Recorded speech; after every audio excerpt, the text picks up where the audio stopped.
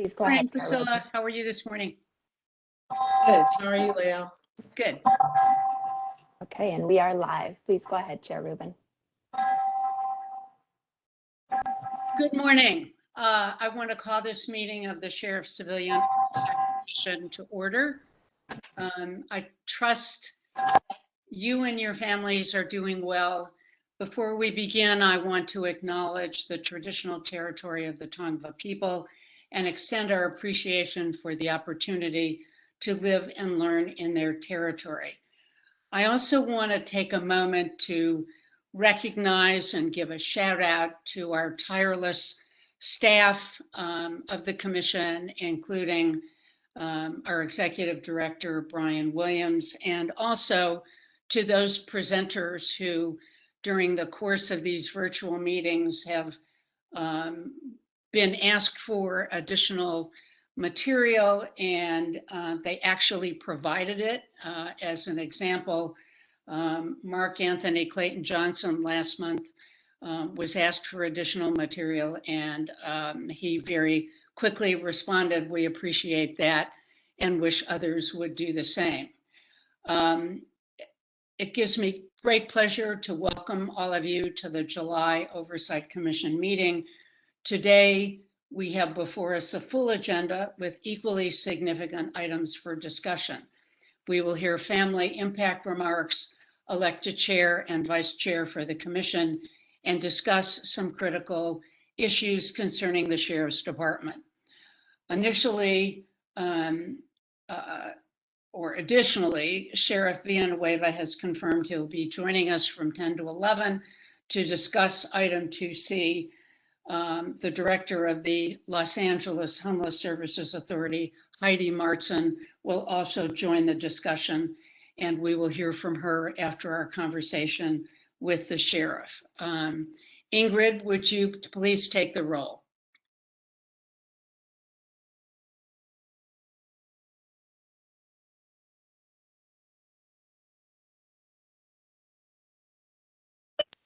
Hi, good morning. Thank you for waiting. I was doing logistics in the back. So I'll begin taking roll. Commissioner Bonner. Commissioner Giggins. Present. Commissioner Harris. Present. Commissioner Kennedy. Here. Commissioner Ochin. Here. Chair Rubin. Yes, here. Commissioner Thompson. Present. And Vice Chair Tolentino. Here. Thank you. Chair, I just want to point out, Mr. Bonner emailed me. He's having some computer problems trying to log on right now. That's great. We'll look forward to his appearing. Commissioner Kennedy, would you please lead us in the Pledge of Allegiance? Yes, could everyone please join me in saying the Pledge of Allegiance?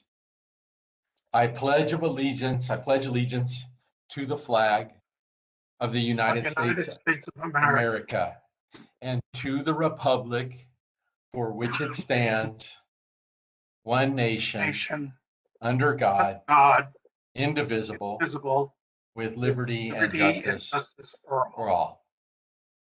Thank you. Thank you very much. As a reminder, if you want to provide a verbal public comment, whether in English or Spanish, you must log on to WebEx. If you're calling via telephone or watching Facebook live stream, you'll not be able to provide verbal comments. To join the WebEx, visit coc.lacounty.gov and click the link to register and join the meeting. When you register, you'll be able to select the agenda items you'd like to comment on. You may also raise your hand in the participant window or send a chat to the host to ensure you're in queue for verbal public comment. When providing public comment, please eliminate as much background noise as possible. Depending on the number of participants, we'll either have 1 or 2 minutes of public comment per person per agenda item. To ensure every attendee who signed up for public comment can speak, and in light of implementing the family impact remarks procedures yielding one's time to another member of the public will no longer be necessary. If you'd like your name placed in the official minutes, please indicate so in your comment.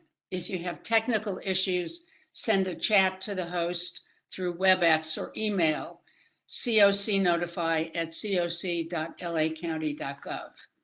For those calling in or watching the live stream on Facebook, you can find the link to submit written public comments in English or in Spanish at coc.lacounty.gov.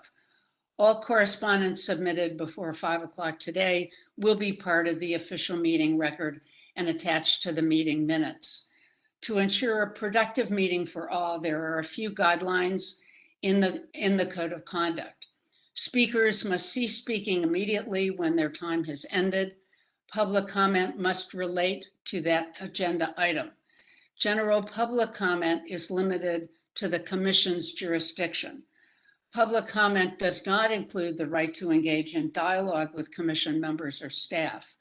Please remain respectful of the forum and refrain from uttering, writing, or displaying profane, personal, threatening, derogatory, demeaning, or other abusive statements toward the Commission, any member, staff, or other persons. A person engaging in conduct that disrupts the meeting is subject to being removed from the Sheriff's Civilian Oversight Commission. With all of that, let's get started. Turning to agenda item 1, staff recommends approval of the consent calendar. The items on today's consent calendar include the approval of the June 17th, 2021 meeting minutes and the approval of an update to the Commission's meeting schedule. The Commission is currently scheduled to meet on Thursday, September 16th, which coincides with Yom Kippur. Therefore, I propose the September meeting of the Civilian Oversight Commission be rescheduled to Thursday, September 9th. Do any commissioners wish to move any consent calendar items to the regular agenda for further discussion? Yes, Commissioner Harris. Was that me? I couldn't hear. Yes, go ahead. Yeah, if we could move the calendar to off of consent, because I have a conflict on the 9th of September.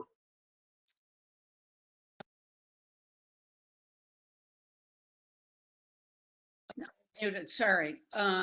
Then I think we need to have further discussion then on the calendar. Are there, we'll take that separately. And are there, Jennifer, are there any public comments regarding the consent calendar?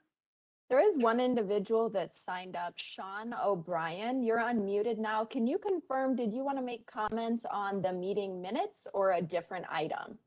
Different item. I apologize. I'm new to no WebEx. No problem. No public comments for this item, Chair Rubin. All right. I see Commissioner Bonner has joined us. Welcome.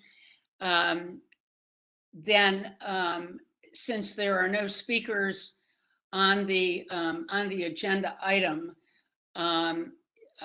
except for discussion of the calendar, the minutes from last month, June 17th, will be adopted. Commissioner Harris, perhaps we can delay discussion of the schedule to either the end of the meeting, or we'll figure out something before our meeting in September. As you all know, traditionally we have taken the month of August off. So I would ask the executive director to work with some other suggestions besides the 9th and or the 16th. And we'll have to delay a discussion on that. Does anybody have any input regarding that?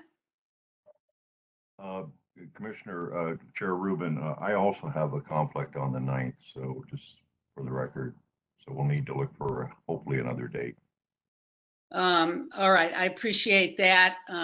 It's always difficult when we talk about changing our meetings, but I will ask the executive director to circulate a some other possibilities. So with that, I'd like to move to agenda item 2, family impact remarks. As I said, you may recall that the commission recently approved the procedure for family impact remarks, which allot each family a total of 10 minutes to share their comments with the commission. The commission received one request from the family of Anthony Vargas. We'll hear from Mr. Vargas's aunt, Valerie Vargas, and appreciate the time that she has taken to share the impact of Anthony's death with the commission. Welcome, Ms. Vargas, and we look forward to hearing from you.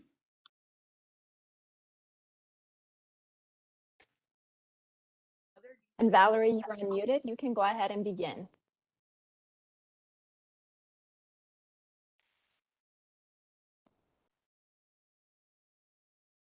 Valerie Vargas, you are unmuted. You can go ahead and begin.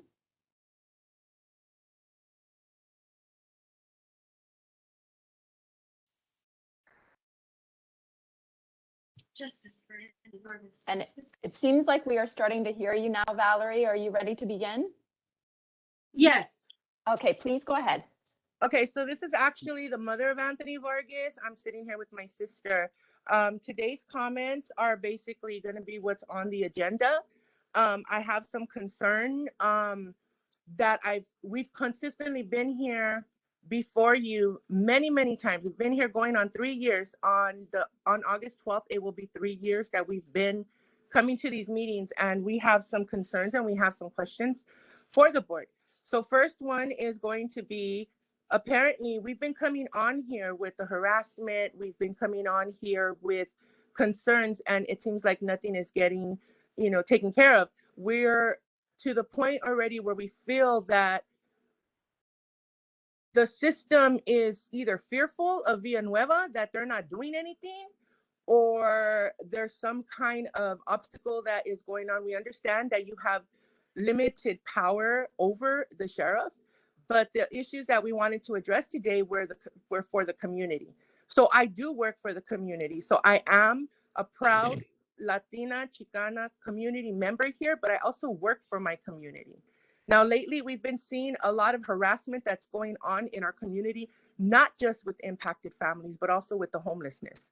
So I know that that's something that's on for today, but we consistently are finding that they're coming and they're driving by our house. The other day, they were here for a couple of hours in a marked car. So they were in the sheriff's department car, just sitting in front of our residencies. Our neighbors were here.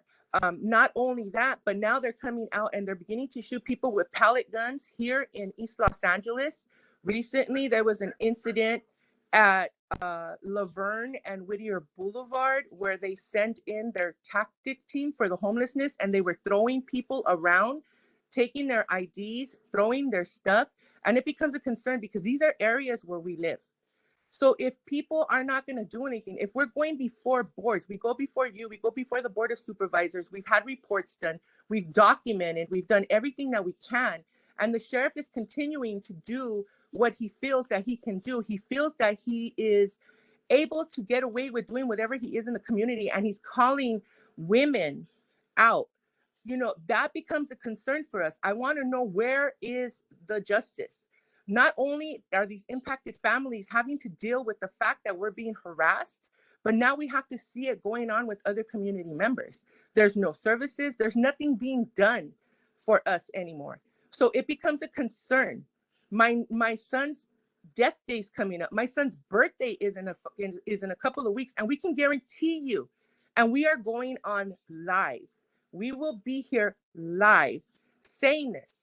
And I want you to make sure you document this. We can guarantee you that on July 27th and August 12th, the sheriff's department will have some kind of harassment going on with this family, because it's been done for the last 3 years. We've done this for the last 3 years. We've came on here with documents, with pictures. The sheriff thinks that he can just say what he wants and get away with it and never come forth. There's never been any kind of him wanting to sit down with us and discuss anything. There's never been we don't see no kind of change that's coming through. For Anthony's family, this is becoming ridiculous. We are being re-victimized, and it's re-traumatizing every time that the sheriffs are here. There has to be something that's done. Now, if the board of supervisors, if the oversight commission is not going to do something about it, this community is getting tired. My fear is that the violence that's going on is going to increase. Now, the sheriff has came on and said how the violence is increasing, but out of all that violence, how much of it is caused by the sheriff's department? How many things have been done for the sheriff's department to suffer any kind of consequences for their actions? Now we're getting called trolls, we're getting called all this stuff. It's okay for the sheriff's department, Villanueva specifically, and his little clique to go forward and to harass families, to harass the homeless, to harass the community, and nothing is being done. There has to be something that's done. Now, we've came here, we've begged, we've pleaded, you've seen our tears, we've documented like you've told us to, and nothing seems to be getting done. So I want to know, where is the commission board when we need them? Where is the funding for the services that we need? Everybody's sitting here and talking about we have to do this and we have to do that. The Vargas family has been with you guys 100%, documenting, talking to families, trying to get community involved. But yet it seems like there's nothing that's being done. Now, I'm tired of it. I'm tired of not only the harassment as an impacted family, but now as a community member. This is ridiculous already. This is ridiculous. And I know Alex is on here, and I know that he is hearing for the first time. We are not trolls. We are not trying to harass you. But as long as you and your little gang of cliques come before our household, then we will do the same thing. We'll record you and we will document it, and it gets documented and it gets sent. We're tired. We are trying to just move forward, but the re-victimizing is ridiculous. That whole victims' lives matter. Yes, they do. If you're very concerned about the victims, what about the victims of the families? What about the families that you've victimized, that you're harassing? What about the families that have to see you, the same people that killed our children? The inconsistent information that's being shared? Like, we're tired of it, we're done with it, and we're not going to go through with it anymore. Something needs to be done. And if this board is not going to do it, then the community will rise up and do it. This is something that they talk about the violence that's going on in this community, how it's risen so high. How much of that violence has been caused by the sheriff's department? Things are not being recorded. We've sat here and we've been in other meetings before where they state that there's this certain kind of violence that's going on, but yet it's not being reported because I work in this community. I am a community member. I work with trauma. So therefore, it would have been reported to our agency, to our departments. I'm tired. I'm sickened at the fact that the state of California cannot do nothing about it. And if we have to go forward and we have to do whatever we have to do to make sure that the victims' lives, that the families' lives are going to be protected, then that's what we're going to do. We need to make some kind of change. This is really, really, really ridiculous already. Look at how many killings. Before they said that there was only so many killings within a certain amount of time. Since Anthony's death, since 2018, how many more have been killed? And at that, how many have been deemed having mental health issues? Where's the de-escalation tactics? I know I could de-escalate a person with mental health issues. I know I can de-escalate a person with substance abuse. And these are sheriffs that are claiming to take care of our communities, and yet they're not doing that. They're doing the complete opposite. Something needs to be done because I'm tired of seeing my community members, and I'm saying my community members because I've lived here my whole life. These are my community. This is my community. I don't live in other cities. I live here in East Los Angeles, and I can tell you the people that are around me. They claim that they have this collaboration with the community, but yet the community is so afraid of them that we're trying to figure out ways how to report it. This is already to the point where something needs to be done. Enough is enough. We're tired of waiting around. It's been 3 years now, and we keep hearing the same thing. It takes time. There's some red tape. We need more documentation. How much more documentation can you have? You see out in the communities, you guys are, especially the sheriff's department, they're all over our pages, not just our page, but every other family that's out there. They know what we're doing. We try to do things peacefully and they come out with their guns. How is that not re-victimizing the families again? So before anybody sits there and talks about victims' lives matter, know what a victim is. Know that that's exactly what you're doing. You're re-victimizing us family members, and not just the Vargas family, because I've said it before, we are not afraid. We are not afraid. And should anything ever happen to us, we've been on here many times stating, we will die for my son's justice. Thank you. Thank you, Ms. Vargas. And I know how many times you have been before the commission. I know how many times you've been before the Board of Supervisors. I know that the Inspector General has just issued a report on that subject. Your complaints and your concerns and the concerns of the community are not going on deaf ears. And we will continue to make this public and a priority, and to hold the sheriff to answer. They're saying that there's not enough documentation is frankly a worthless statement, because you've been before us, you've been before the Board of Supervisors, you've talked to the Inspector General. The sheriff has enough, and yet he has done nothing. So we will continue to pursue that, and in any way that we can to assist your family. Public comment regarding family impact statement, item 2A, will be heard as part of the general public comment. Thank you once again, Ms. Vargas. At this time, I'd like to move to agenda item 2B, elections for the position of chair and vice chair. I'm going to ask Vice Chair Tolentino to handle the election for chair, first taking public comments and then proceeding as he so wishes. So I'll turn this portion of the meeting over to Commissioner Tolentino. Thank you very much. Before we take the public, let's take public comments on item 2B, the election of the chair and vice chair. Jennifer, how many public comments do we have on this item? At this time, I only see one individual who is pre-registered for this item, and I don't see any hand raised. So just one at this time. All right, let's hear the public comment. Okay, and first, will we do an announcement in Spanish, Ingrid? Buenos días. Si necesita que sus comentarios se traduzcan, simplemente diga la palabra español antes de comenzar a hablar y alguien le dará instrucciones para proceder con sus comentarios. Gracias. Thank you. And our first and last public comment will come from Tamara K. Tamara, you have 2 minutes. Please go ahead. Good day. Power and strength to the families on here. I'm actually going to pass on this item since we only have 3 items we can speak on. I'm going to pass on this item. Thank you very much, Tamara. And that does conclude public comment for this item. All right, let's begin with the election of the chair of the commission.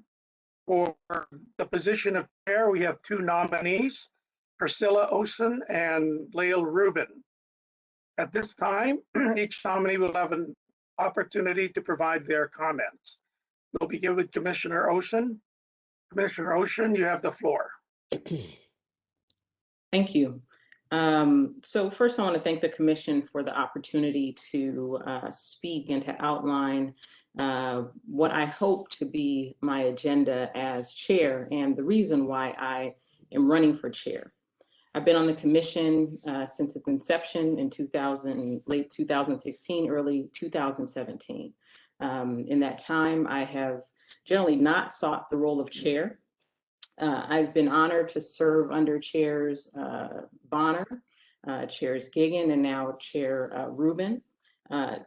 This year, Chair Rubin has done a tremendous job under challenging circumstances with COVID-19, our remote meetings, in the face of unprecedented obstruction of our oversight function by the current administration, and numerous scandals that have erupted regarding the leadership of the Sheriff's Department. So in standing for chair, in no way is it an opposition to Lael, who I greatly value and admire and have been honored to serve on this commission with. But instead, the reason why I'm running for chair is because I think the commission must step into this moment, and the commission in this moment demands the commission's vision, strategic oversight, and expansion, right, in terms of our institutional capacities. So part of what I mean by that is what we've witnessed over the last year. Last summer, we witnessed one of the largest uprisings and movements in this country regarding race, police violence, inequality, and justice more broadly. In that time, since George Floyd was killed and the protest movements erupted in Los Angeles County and elsewhere, numerous people have been killed by the Sheriff's Department, including Andres Guardado, Dijon Kizzee, not to mention people like Anthony Vargas. And I just want to extend once again our commitment to the family of Anthony Vargas, that we will continue to do our work. And if we're going to fulfill our commitment to the families of Anthony Vargas, to Andres Guardado, to Dijon Kizzee, then that means that the Civilian Oversight Commission has to step forward to outline our vision for redefining safety, justice, and accountability in Los Angeles County. Unfortunately, over the last year, the Civilian Oversight Commission has largely, over the last couple of years, the Civilian Oversight Commission has largely been sidelined in those conversations. And I think that it's high time that we step forward and we outline an affirmative vision for what safety, justice, and accountability should look like in LA County. And that means we have to outline a plan for reducing our jail population. We need to work in collaboration with with partners that are working on these questions, like the Men's Central Jail Working Group, or the Alternatives to Incarceration Working Group, or the Civil Brand Commission, right? We need to be working more collaboratively, and we need to be putting forward recommendations to the Board of Supervisors that outlines our vision regarding investment in community programs, diversion of individuals with mental health, substance abuse disorders, or struggling with houselessness, poverty. We need to be thinking about how to, in my opinion, shrink the footprint of the Sheriff's Department so that we reduce contact between the Sheriff's Department and people in our communities, where it escalates and leads to violence that takes the lives of people like Anthony Vargas. We also need to step up our institutional capacity if we are going to be leaders on questions of safety, justice, accountability, and community reinvestment.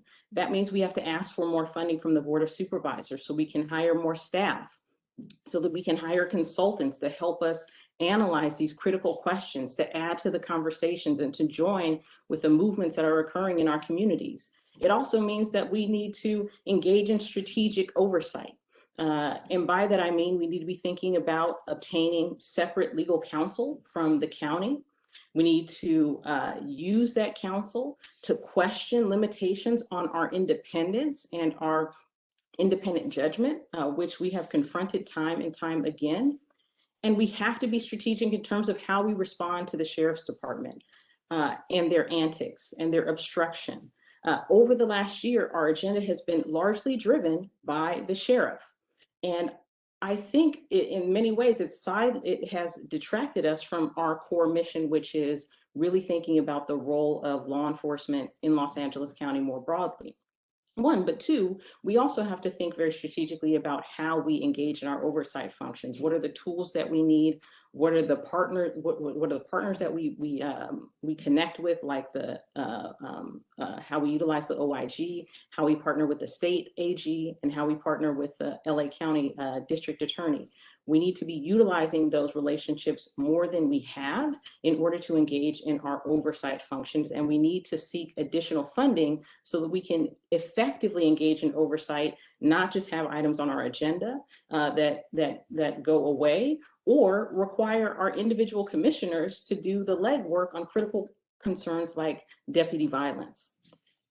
So those are the major reasons why I am stepping forward to serve as chair, to build out the capacity of the commission to do the critical oversight functions that we need, but also most importantly, to express our vision for justice, safety, and accountability in Los Angeles County, and partnering with our communities, making our meetings more accessible to communities to engage with us. That means perhaps night meetings. That means perhaps the chair should have office hours, Instagram lives, using social media to better engage with the community. And this takes a lot of time, I know that. I have traditionally had a full plate, but stepping forward to be chair, I am committing to making sure that I can commit the time necessary to advance what is certainly an ambitious agenda. And so I'm committing to the commission over the next year to do this work, to work with our staff, and to work with all of you as my colleagues. I don't want to go on too much longer. I'm happy to take questions, and I really wish that we could have had public comment after our chair candidate spoke so that we could hear responses from the public. But nevertheless, I'm grateful for the opportunity to be heard by the commission, and I hope that you'll support the agenda that I've outlined today. Thanks again, and I'll turn it over to you, Acting Chair Tolentino, for remarks by Chair Rubin. Thank you. Thank you very much for your thoughtful comments, Commissioner Ocean. Now let's hear from our current chair, Lael Rubin. Ms. Rubin? Thank you very much. And I want to also thank Commissioner Ochen for her comments and her vision and her work on this commission.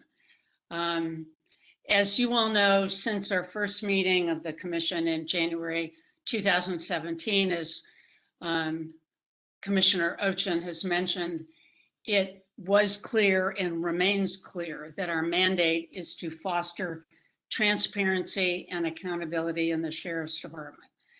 The department must build trust within the community. Not every sheriff's deputy is corrupt. Not every sheriff's deputy uses excessive force. Most deputies genuinely care about working within various communities. Unfortunately, with the current sheriff, they don't have effective leadership. Because the sheriff is elected and not appointed, our role must be to confront him with issues that are critical to the community and raise public awareness of how he does not treat communities within LA County justly and fairly and equally, whether because of deputy cliques or gangs within the department. Certain communities like East Los Angeles, as certainly discussed by the Vargas family and others, and Compton, lack fair and effective public safety. During a town hall meeting some months ago, following the killing of Dijon Kazee, one West Side resident expressed concern and outrage about the alleged reason for stopping Mr. Kazee by saying that would never happen in his neighborhood. Policing is just not the same throughout the county. During the last year as chair, I have tried to call the sheriff out on these and other issues. I will continue to do so. Our oversight is critical in pressing the sheriff to be truly transparent and accountable to all the communities he serves. When he dramatically increases the numbers of Los Angeles County residents who he allows to carry concealed guns, we have to press him on this. When he arrests journalists at demonstrations, we have to call him out. When he has autopsy reports sealed, we have to put a stop to this. We need to work within the community. We need to work with our partners to assure that justice within the community is fairly and effectively and transparently carried out. With your support, I look forward to continuing to press the sheriff until he and his department truly represent all of the communities within LA County. Thank you.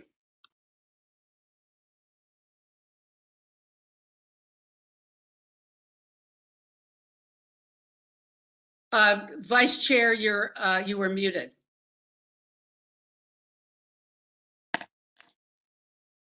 Thank you, Chair Rubin, for your also thoughtful comments. Ms. Williams, will you take a roll call vote for the election of chair? Acting Chair Xavier Thompson. Go ahead, Mr. Thompson. Before we take a roll call, are we able to have dialogue? If you want to provide a comment, go ahead. Okay, my comment, if you will allow me, I would like to provide a comment and a question posed to both candidates, our incumbent chair as well as our commissioner who's running for chair, if that would be okay with you. My comment. Yeah, that's fine with me. Go ahead. Thank you so much. My comment to both, I believe both have spoken well as it relates to their passion and their performance as it relates to this commission and the future direction of the commission. And it goes without saying that both of them are splendid and outstanding individuals. To help me with my vote, to make sure that I'm voting based on principle and not personality, I would like to ask each a question. I will start with Commissioner Ocean. By your own admission, the sitting chair has done a tremendous job in the face of unprecedented times and challenges. By your own admission, in the face of COVID and the challenges with the sheriff and other things, she's pretty much navigated the terrain in this season. My question is, Commissioner Ocean, can you contribute to the bold vision, the direction that you have outlined? Will you be willing to contribute to that as a commissioner if in fact you are not elected as chair? Everything that you stated in your vision for the direction of this commission, if in fact you are not elected as chair, are you willing yet to give a strong effort to what you've outlined as a sitting commissioner? That would be my question to you. My question to Chair Lady Rubin is, I heard you say, Chair, we need to work with the community. We need to work with our partners. My question to you, Chair, is what explicitly can you tell us today that you've done as chair of the commission that goes over and beyond your responsibilities as a sitting commissioner? Anything explicitly, Chair Rubin, you have done for this commission that goes over and beyond a sitting commissioner?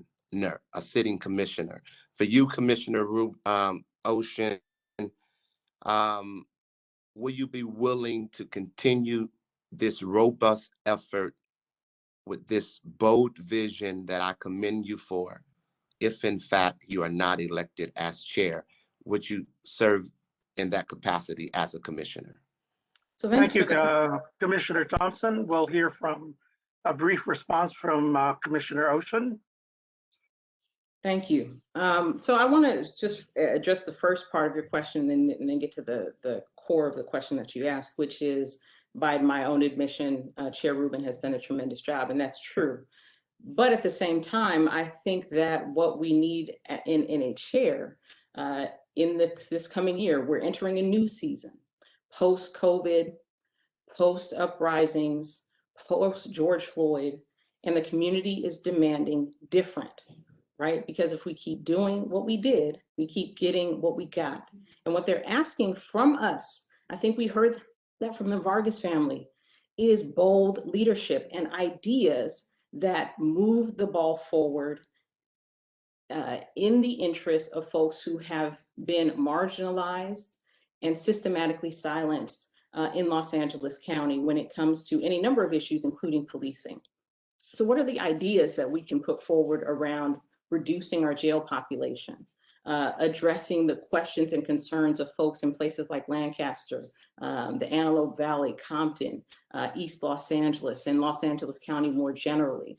How are we a part of conversations about expanding care for people who are unhoused, for people who have substance abuse issues, for people who have mental illnesses?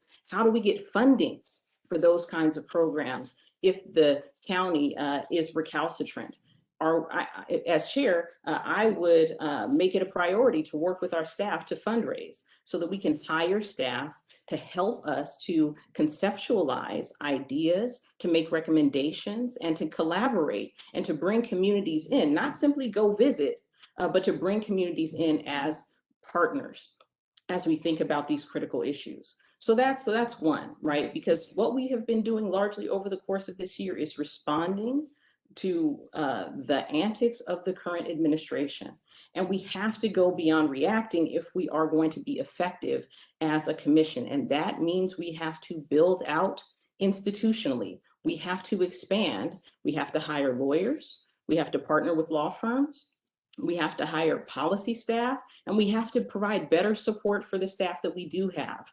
We have to provide better support for our commissioners. For example, when we come into meetings, we should have policy memos outlining the issues that we're discussing before we discuss them, so that we don't waste a lot of time during our meetings. And those should be publicly available, right? So that we add to the discourse, so that we create a record that we can rely upon, so that we're all having the same conversation, so that we can promote transparency by producing reports that the Board of Supervisors can look to, that the state AG can look to, that our elected representatives like George Gascon can look to as they engage in justice reform in Los Angeles County.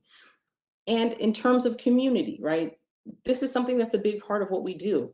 And historically, I have met monthly with communities. I have gone to forums and hearings in places like Compton, in Compton and Lancaster. I have gone to communities in the face of tremendous grief after shootings and helped to facilitate conversations. And that's what we need our chair to be doing. And I know Chair Rubin will talk more about how she's done this, but this is something I've been doing as a commissioner, to answer your question. All right, I don't get paid for these meetings. We all don't get paid very much anyway, right? But I do this because I care about the folks who live in my community in places like South LA, right? We have never had a person of color as chair, and we should. You shouldn't have to be retired to be chair of this commission. We need to provide more support so all of us can participate in leadership. And we also need to be thinking about bringing in more perspectives as commissioners. We should have a system impacted person. It's a scandal. I agree. This is one thing I agree with Sheriff Villanueva about, that we don't have a Latinx person on our commission. And we need to be thinking about how we're constituted and what our leadership looks like. But if I'm not elected chair, I will support Chair Rubin wholeheartedly, as I have supported Chair Bonner and Chair Giggins. But it's important to note that the chair has particular powers to set the agenda, to speak on behalf of the commission, to aid with fundraising and goal setting. And I can't do that as a commissioner, unfortunately. So what I can do, I will. And what I can't, I'll try to push the chair and support her to try to do these things as well. But there are just certain things that you cannot do as a commissioner that are reserved for the role of the chair, which is why I'm seeking the role of chair. Thank you, Commissioner Ocean. Chair Rubin, do you had a response to Commissioner Thompson? Yes, thank you so much. And thank you for your question, Commissioner Thompson. I think that it is essential, as you have stated and others have stated, for the commission and the chair to be out in the community.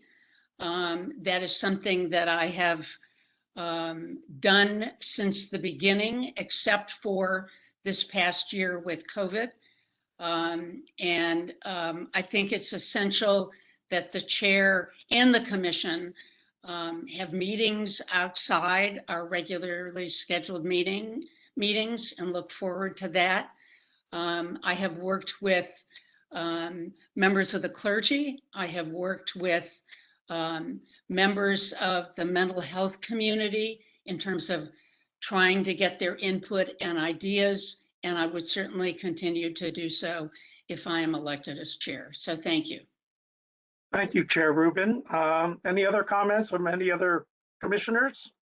Yes, I have a comment, Commissioner Tolentino. Go ahead, Commissioner Bonner. Yeah, I think this is a useful discussion. This is certainly not an easy choice, at least not for me. And to say it's been a challenging year is certainly understatement, given the not just the COVID pandemic, but the murder of George Floyd, the protest, and the cries, demands for police reform that we've heard around the country and in our own community. And I'm concerned, and I don't assign any blame here, but I am concerned that the Oversight Commission lacks a focus, and it seems to me adrift. First of all, this shouldn't be a contest as to who is most against the sheriff. At least we should try to, where we can, work with the sheriff to promote meaningful and long-lasting reforms of the sheriff's department, to make the sheriff's department, as I believe it can be, one of the best law enforcement organizations in our state and our nation. But where cooperation and collaboration are not possible, for example, where we do not see eye to eye with the sheriff, for example, on deputy clicks, we need to make a strong case for reforms. And we need to keep pressing those issues. I would particularly refer whoever's elected here, let's look back at July 2020. This commission passed we adopted 18 reform recommendations for the sheriff and the sheriff's department. Why aren't we every meeting calling for an account as to where those reforms are? Those are reforms that we gave a lot of thought to. The full commission adopted. These were reforms that followed on the cries for reforms around the country. So we need a chair to galvanize our efforts. We need a chair to envision the goals and the strategy needed to achieve those goals. And I want to make that statement. I'm not endorsing particularly either candidate. Obviously, I'm troubled by where we're at. Thank you, Commissioner Tolentino. Thank you, Commissioner Bonner. Any other comments from other commissioners? All right, hearing none. Ms. Williams, will you take the roll call vote for the election of chair? Absolutely. Commissioner Bonner? Pass. Commissioner Bonner abstain. Commissioner Giggins? Oh, Bonner.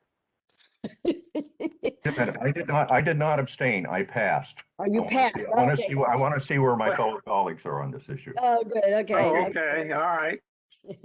I was thinking of doing the same thing. Can I chime in? This is Commissioner Thompson. Can I? Yeah.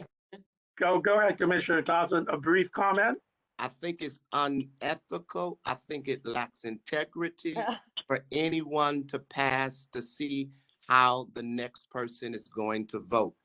I strongly oppose the pass, with all due respect to my Commissioner Robert Bonner, whom I love and whom I highly respect. But I believe every tub must sit on its own bottom. This is not checkers. I mean, I think everybody, when your name is called, yes, no, vote up or down or abstain. I think it's unethical for anyone to pass.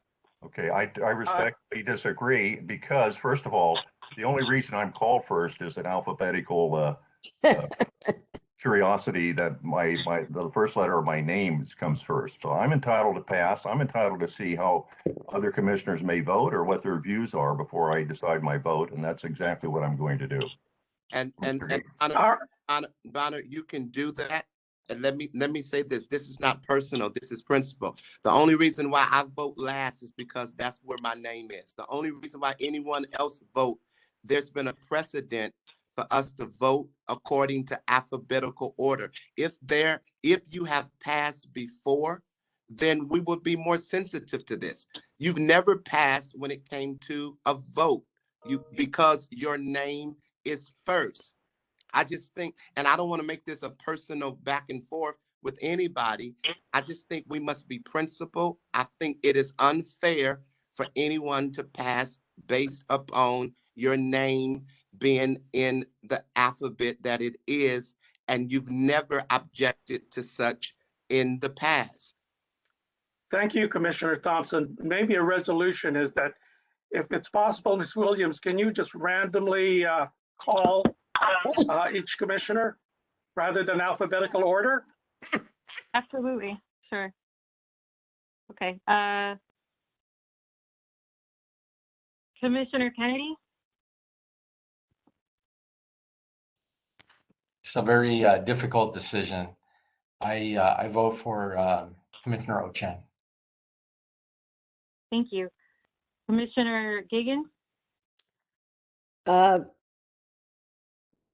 Yeah, this is it's a tough moment for all of us. We're a bunch of very committed people, and I know what it takes to be the chair. And and I respect the integrity and the skill set and the brilliance of both of these candidates. And considering the moment we are in, I am going to vote to give Commissioner Priscilla Ochen a chance at the helm. Thank you. Commissioner Tolentino or Vice Chair Tolentino?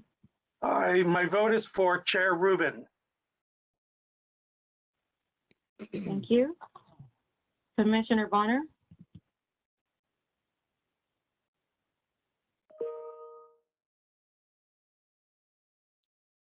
Commissioner Bonner?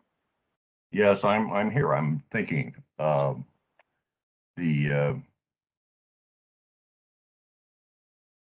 think my vote at this point is going to be to abstain. Thank you. Thank you. Commissioner Thompson? Thank you.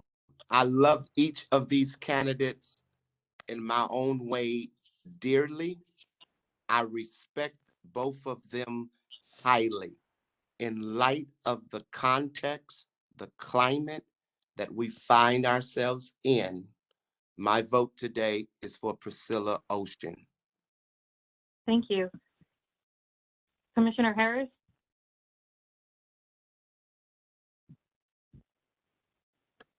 I agree with everything that's been said by everyone here. Both candidates are very, very qualified. I appreciate that everyone comes to this commission with the best of intentions and purest of motives, and that everyone wants to do the absolute best for our collective community that we possibly can, knowing that none of us is perfect. And I truly do appreciate Commissioner Thompson asking the questions that he did for the follow-up, but I appreciate every commissioner here. But as it has been said, given where we are today, I'm going to vote for Commissioner Ochin. Thank you. Chair Rubin? I'm voting for Chair Rubin. Thank you. And Commissioner Ochin? I'm voting for Commissioner Ochin. Okay, thank you. We have one abstention, 2 votes for Chair Rubin, and 1, 2, 3, 4, 5 votes for Commissioner Ochin. The elected chair of the commission is Commissioner Ochin. Thank you. Congratulations, Commissioner Ochin, and we'll move on. Thank you. Yes, congratulations, the next chair. And now we proceed with the nomination or the vote on vice chair. Since we only have one person for vice chair, Ms. Williams, will you please call the roll? Absolutely, and in no random order. Vice Chair Tolentino? Commissioner Tolentino. Thank you. Commissioner Giggins? Can I? And you can just say yay or nay. This is to approve Vice Chair Tolentino as Vice Chair. Yes, I approve. Yes. Thank you. Commissioner Harris? Yes, I approve. Thank you. Commissioner Thompson? I want to preface my vote with this statement. And this is my vote today has not been personal. My vote today has definitely been principle. Everybody on this commission is qualified to be chair and vice chair. I'm going to vote, but I want to say this for the record. I would love, and this is in no way directed at all. I would love, however, since our beloved sitting chair will not serve due to the climate and context that we find ourselves in, and a more aggressive, robust approach to leadership in this capacity. I would love to have seen another commissioner who have not served as vice chair to be nominated, that we will have a new sitting chair and a new vice chair. I think it's almost, I feel some type of way to have voted against the sitting chair and to vote for the sitting vice chair, because whatever the chair have not done, the vice chair who has worked by the chair's side is equally as responsible. It's an administration, president, vice president. They both walk together. They both are meant to carry out and represent the commission. And it is to that end, my vote is against, is a no. As for principle, not for personality, my vote is a no for vice chair. I would love to see entirely, I feel some type of way that I voted that we need more leadership at the top, but we don't need a fresh voice at the bottom. Come on, commission. That's lopsided. So my vote is against Cass for vice chair. It's a no. Thank you. Thank you. Noted. Commissioner Kennedy? Yes. Thank you. Commissioner Ochin? Yes. Commissioner Bonner? I cast my vote for Commissioner Tolentino as our vice chair. And Chair Rubin. Yes. Thank you. And with 7 yeses, 1 no, Vice Chair Tolentino will continue to be Vice Chair for a full year. Thank you. Thank you. Thank you all very much for your heartfelt comments and input. At this point in time, we move to agenda item 2C regarding the Los Angeles County Sheriff's Department activity in Venice and other areas to address the unhoused population. Do we know that the sheriff is present? It is now 10 o'clock at the assigned time that he said he would be here. Is he currently here? Do we know? So this is Jennifer, the host. We know that the sheriff's team has him set up. Whoever is hosting that, if you could unmute yourself and give us a verbal update, that would be helpful.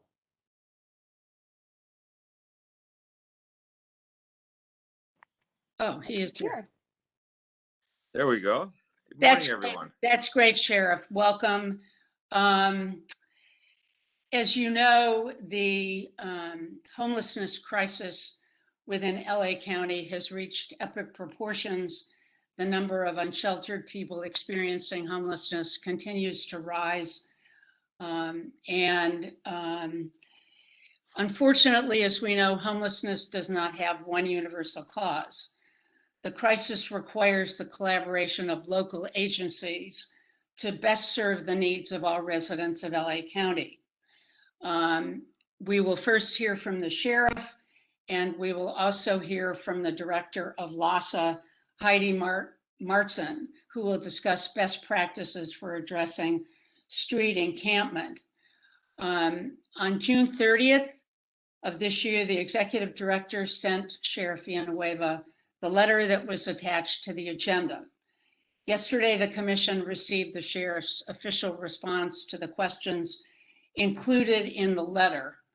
I believe also Lieutenant Jeffrey Dietrich is present and will be providing information as necessary. I look forward to a robust discussion to maximize the sheriff's time and address concerns of the commission. Each commissioner should be mindful of his or her time addressing the sheriff so that there is enough time for all commissioners to address the sheriff. As chair, I'd like to start out the discussion by making 2 points, Sheriff Villanueva. One is that you arrived on Venice Beach with great fanfare. You pulled out of Venice, as according to your command staff, 2 weeks ago or so. And as far as I can tell, there's been no public acknowledgement about the fact that you have pulled out of Venice. And it sort of smacks of taking a publicity role to jump into Venice, and then when you pull out, nobody else hears about it.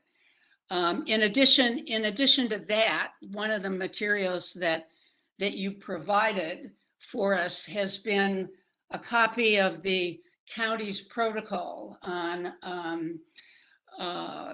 the sheriff's involvement in areas outside of your jurisdiction. And what was interesting to me is that the protocol, which you seem to follow, really is only for areas that are not within, or only areas within your jurisdiction. There is no current protocol that the Sheriff's Department has provided to allow you to go throughout the county, garner publicity, and then pull out quietly. So if you want to respond to that, I would appreciate it, and then we'll hear from questions from other commissioners.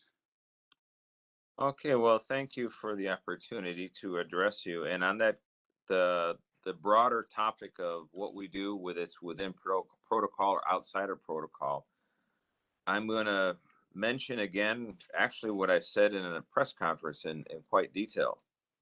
And this is a government code section 26600. The sheriff shall preserve peace, and to accomplish this object may sponsor, supervise, or participate in any project of crime prevention, rehabilitation of persons previously convicted of crime, or the suppression of delinquency. Section 26601. The sheriff shall arrest and take before the nearest magistrate for examination all persons who attempt to commit or have committed a public offense. And 26602. The sheriff shall prevent and suppress any affrays, breaches of the peace, riots, and insurrections that come to his or her knowledge, and investigate public offenses which have been committed.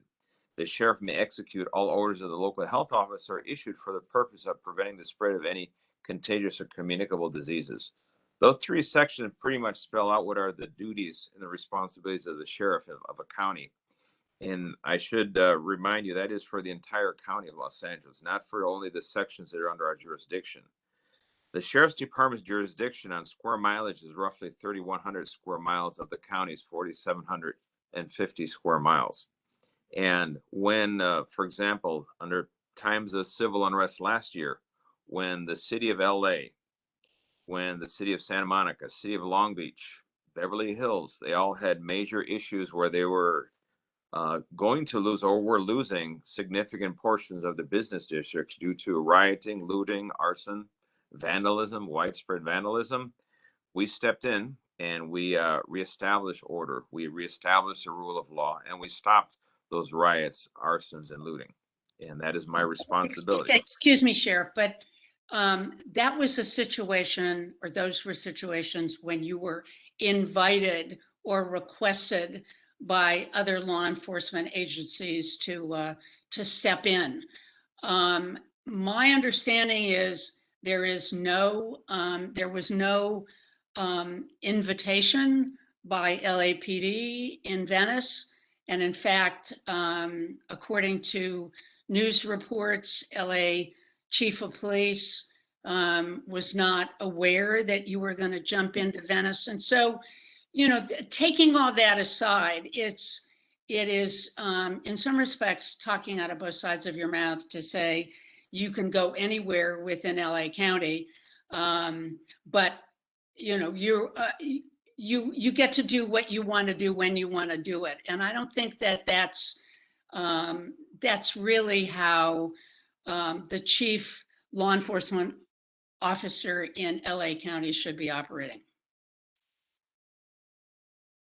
I will tell you this, that how the chief law enforcement officer in the county operates in accordance to the rule of law, in accordance to the California Constitution, and most importantly, based on the dire need that's present before myself, the sheriff. How many images of dead people on the streets? How many images of encampments overrunning our residential, business, and tourist districts? How many emails, letters begging for intervention of some sort because local law enforcement refuses to do their job, not because they can't, but because their political oversight, which is their mayor, their city council, their police commissions, have told them not to be involved, that law enforcement has no role with the homelessness. And how well is that working for regulating public space? It is not. So I will tell you this, Chair Rubin, I understand my job very, very well. And if you want to think that political litmus tests or political considerations is somehow going to dictate how I do my job, no, I do my job based on the rule of law, and exactly that's what I'm doing. And based on the feedback that we're getting from the community is long overdue.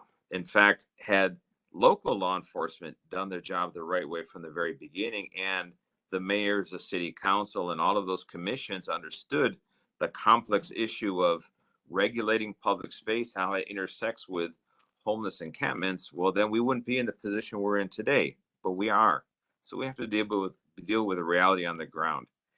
And if you have any kind of authority you think that prohibits me from doing my job, please feel free to cite it. I'm all ears. I'd like to see if other commissioners at this point want to jump in. Yes, Commissioner Bonner. Yeah, I just want a follow-up question, and that is, Sheriff, you weren't really directly asked, but I'll ask it. I mean, were you or the Sheriff's Department requested to come into Venice Beach and to attempt to address the homelessness issue there, and if so, by whom? We have many requests that we come in. In fact, I've been inundating with letters from the community for quite a while now, and we have the Venice Chamber of Commerce, the Venice Neighborhood Council, the Venice Neighborhood Action Committee.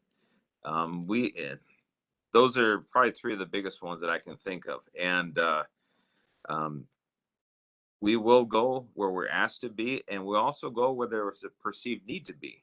For example, right now, our homeless outreach service team has been very busy in the Pacific Palisades and Topanga Canyon at the base of the foothills, clearing out the encampments. They're a direct threat because they're in the urban wildlife impact zone, which is a huge fire threat for all of the communities that live uphill and downwind. So we are working very hard to clear out those encampments to make sure that we don't have a starting point for another wildfire that's going to have a tragic loss of life. And we didn't wait for an invitation from anyone. This is something we've done year after year because the problem is abated, but then the homeless encampments prop back up over the year during the winter months. Now we got to clear them out again in the summer months. And we're not waiting for an invitation from anybody on this. So we have to take proactive action when necessary. That is part of our job. You know, just to follow up my question, though, I mean, the Venice, I believe, the city of Venice is under the jurisdiction of the LAPD, and let me be specific.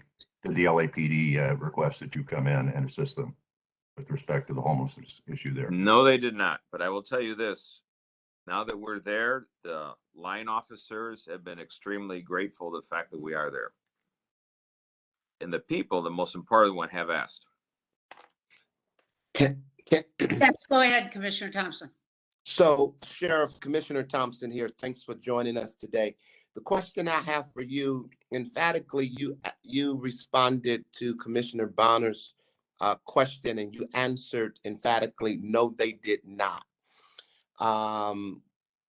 My question to you is, if that was in reverse roles, and LAPD came into LASD jurisdiction without invitation, without communication, how would you handle that as a leader of your department? For any other law enforcement agency to invade the territory that you have been responsible to police, my question is, how would you handle that if the roles was reversed?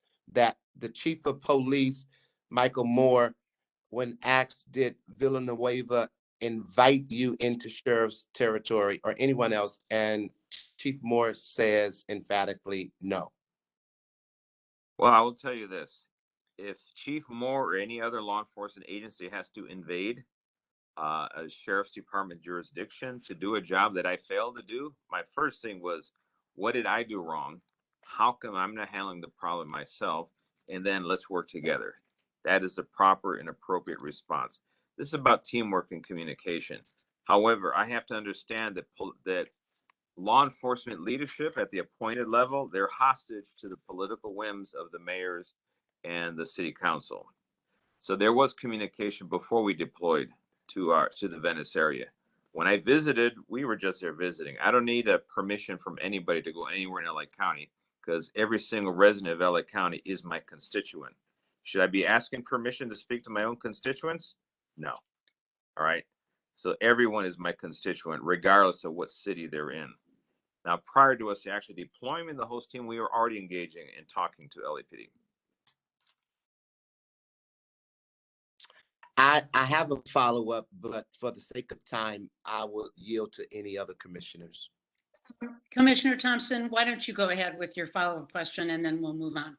So my follow-up, just for the record, Sheriff, one question in short would be, again, for the record of these minutes today, what gives you that legal authority?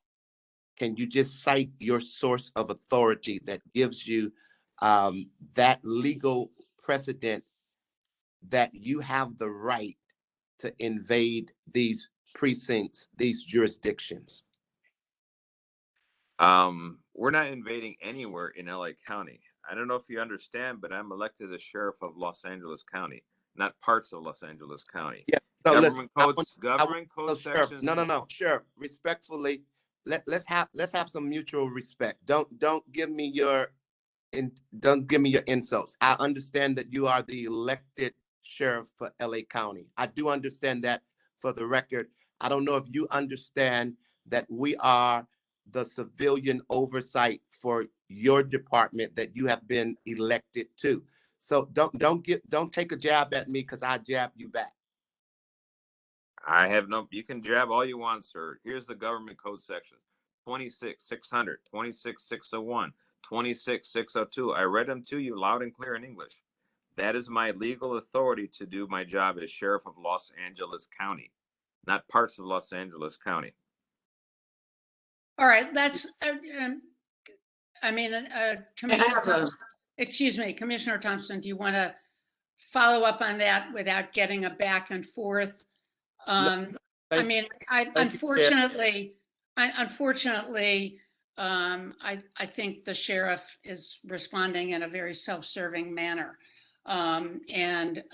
If he needs to be as respectful to the members of the commission as we try to be with him. So Commissioner Thompson, do you want to follow up any further? Otherwise, I think we should move along to other commissioners. So yes, we will move on respectfully, Chair Lady. However, I would like to hear from the Inspector General or County Counsel on this to give us, as a commission, clarity to the commentary of the sheriff as it relates to the legalities in this. So I would love County Counsel or the Inspector General, whoever lot it is, to give the commission some sense of insight that obviously I don't have. Thank you. Commissioner Giggins just had her hand up. Go ahead.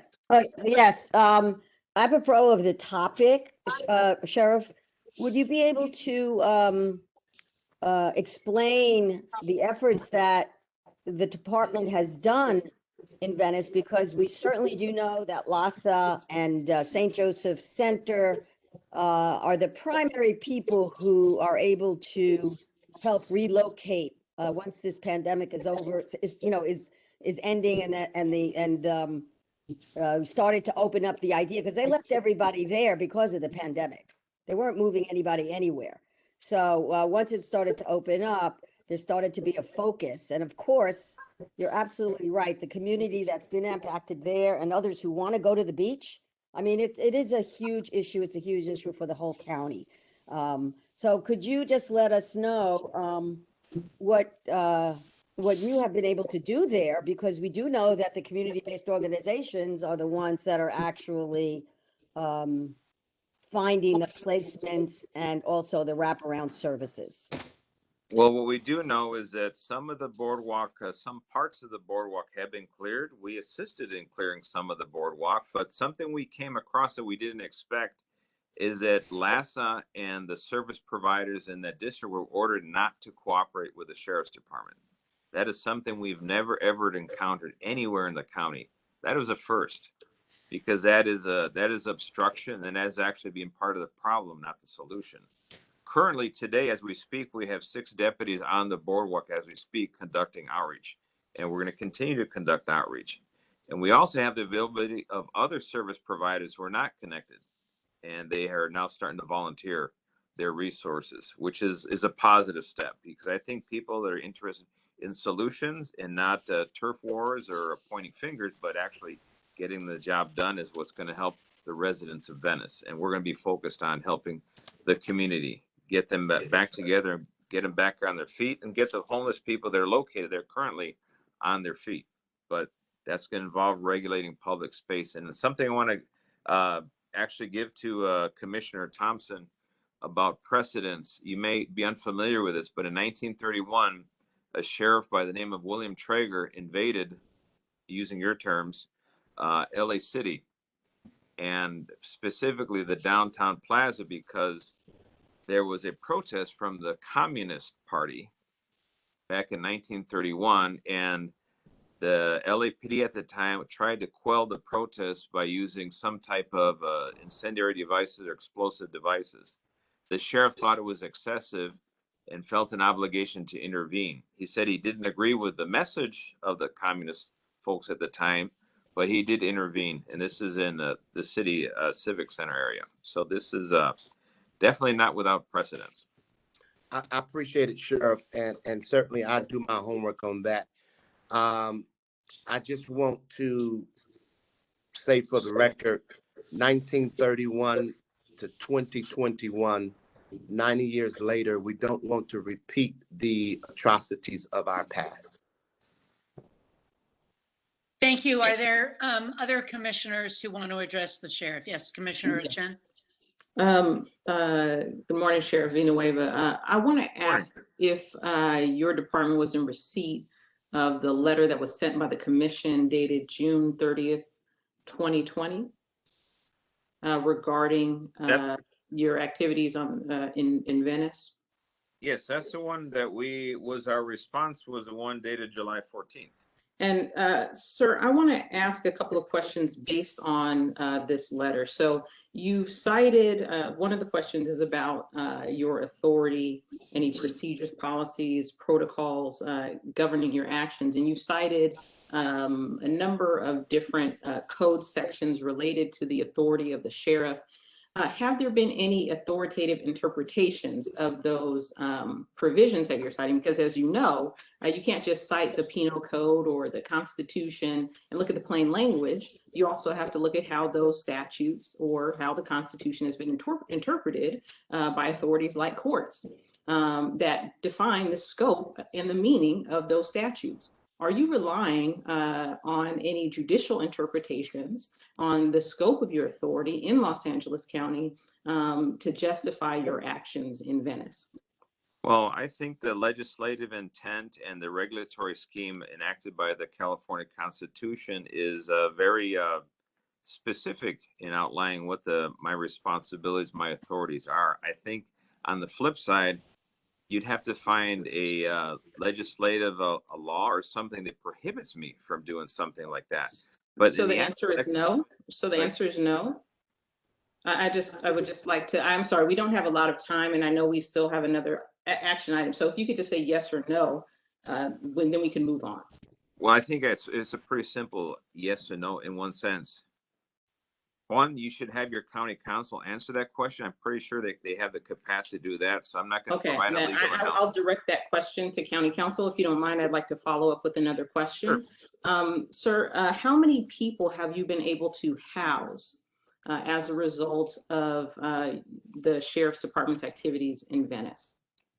We don't house anyone. We have service providers that actually have the housing, the resource. They do the housing. And have the service providers been able to house individuals that you've come into contact with? I will let Lieutenant Diedrich speak on that because he's been the man on the ground at the moment. Would you like me to address that now? Yes, please.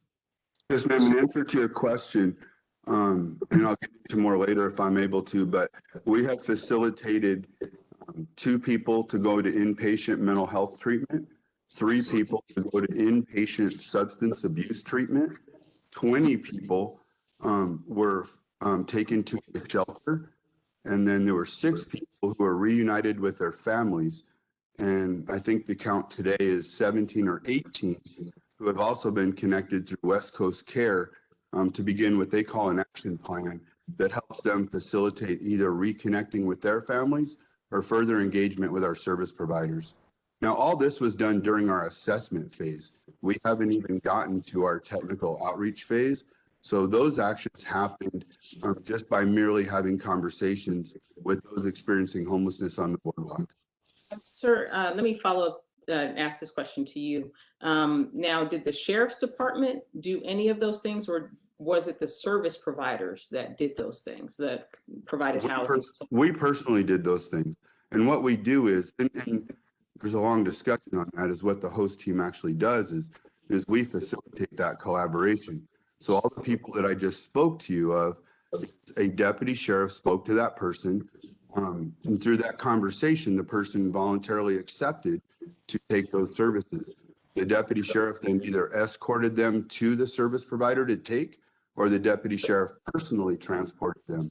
In the case of the substance abuse treatments, we partnered with a local nonprofit, and the deputies worked with them and facilitated them taking the people voluntarily to the substance abuse treatment. But for the other people, we actually transported them ourselves in connection with our service providers. And was there ever a threat of arrest to any of those individuals? The host team does not arrest anyone, and we haven't. There have been 0 arrests by the host team during our entire deployment at Venice Beach. Were sheriff's deputies in uniform? Yes, ma'am. Were they The armed? host team. Yes, ma'am. Did they have sheriff vehicles? Well, we walked on the boardwalk, but we also did have our Can-Am vehicles per se, which is like an off-road for the times that we went into the sand area. But we did not bring, to my knowledge, I didn't see any of our sheriff vehicles go on the boardwalk. So just to recap, the sheriff's department came to Venice without invitation, armed in uniforms, and invited people to leave and to obtain services. So I just want to make sure I understand that. But just can I finish my statement? So, and without reliance on any particular legal authority other than your own reading of the statute. Yet you rely in some ways on service providers to do the very thing that you're taking credit for. But I want to get some more additional, maybe I'm wrong there, but if you could provide some support for the assertions about the individuals who were served and who provided those services to our staff, that would be wonderful. And I would also at this point ask if the OIG or county council can provide any insight into the sheriff's legal authority with regard to jurisdictions that he does not is not charged with policing directly or patrolling directly. I'll tell you this, ma'am. I'm sorry, I was just asking if Mr. Huntsman or county council could respond. Mr. Huntsman, do you want to address this, and then perhaps our county council, Ms. Sweeterwig, will respond? Yes, Commissioner Chen asking, and then of course Commissioner Thompson asked as well. The way Commissioner Thompson phrased it as whether or not he was missing something, I think the answer is no. I don't think he is. The sheriff does have legal authority to go anywhere in the county, and in fact has some coordination functions having to do with arrest powers that are in a sense an oversight of law enforcement in the county. So it is certainly the case that a sheriff deputy can go into a city jurisdiction and vice versa and make arrests. Some of the point though that was made by Commissioner Thompson, I believe, was that is subject to oversight. Government Code 25303.7 very clearly makes the powers of this commission to investigate such matters and to look into whether or not a particular action in a particular manner, as has been discussed here, is best practices or wise, is perfectly appropriate. And what the sheriff sometimes has been calling politics is democracy. It's the elected officials and appointed officials from those elected officials that represent the people weighing in on the conduct of law enforcement. And that is also perfectly appropriate. And so the points that I think both the sheriff and Commissioner Thompson were making are correct. He has the right, doesn't make it wise. And the last thing I'd point out is I think you have a representative here from an organization that provides service. The numbers you were just given are smaller, and I think the services that are provided maybe on the space of 2 days down there from what's been done in this particular action. But anyway, the point that is there a legal authority for the sheriff to go where he wants in the county? Yeah, legally he can do that. Ms. Sweeterwig, do you want to weigh in on this issue? Chair Rubin, I would like an opportunity to research the issue and get back to this commission because this is not something I've had a chance to look into in great depth. And I apologize. There's one thing I misspoke there. Commissioner Ochen made a good point, which is what I just said is based on the plain language of the laws. the sheriff does appear to have that authority, but as she pointed out, there aren't cases in the current modern climate. You just cited one back to 1930, an instance of something happening. But what the sheriff's authority in areas that are heavily policed by metropolitan and municipal police forces to come in and supplant that elected process, that hasn't been tested by a court directly. But his reading of the statute is not unreasonable. Commissioner Ochen, did you have a follow-up question? Otherwise, we'll move to other commissioners. Hold on one second, ma'am. No, I do not have a follow-up question. All right. Sheriff, did you have response to that? Yes, because Commissioner Ochen made a false statement when she said that we were without invitation when we went to Venice. I think the community has the right to invite me to go anywhere in LA County. I meant an official invitation from the city of Venice or any other law enforcement, from officials in Venice or from any other law enforcement agency. Well, I work straight for the people of LA County. That is the entire LA County. Any other commissioners have questions for the sheriff at this point in time? Tolentino. Go ahead, and then Commissioner Harris. The issue of homelessness is a very polarizing one, and it's been for many years. And but it just seems to me that suddenly the sheriff shows up in Venice, and it kind of just smacks of kind of grandstanding. And then you look at see what they've done, and perhaps maybe I should look more into. I don't have any reports or statistics except for what Sheriff Diedrich had just said. But it seems like, I don't know who your service providers are, but it seems like there's already service providers in Venice, and that why aren't they being utilized?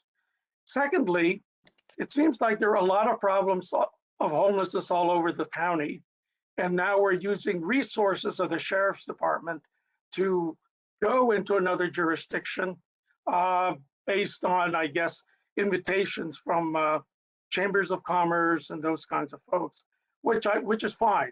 But it just, maybe this is more common, but it just seems like the accomplishments aren't that much more.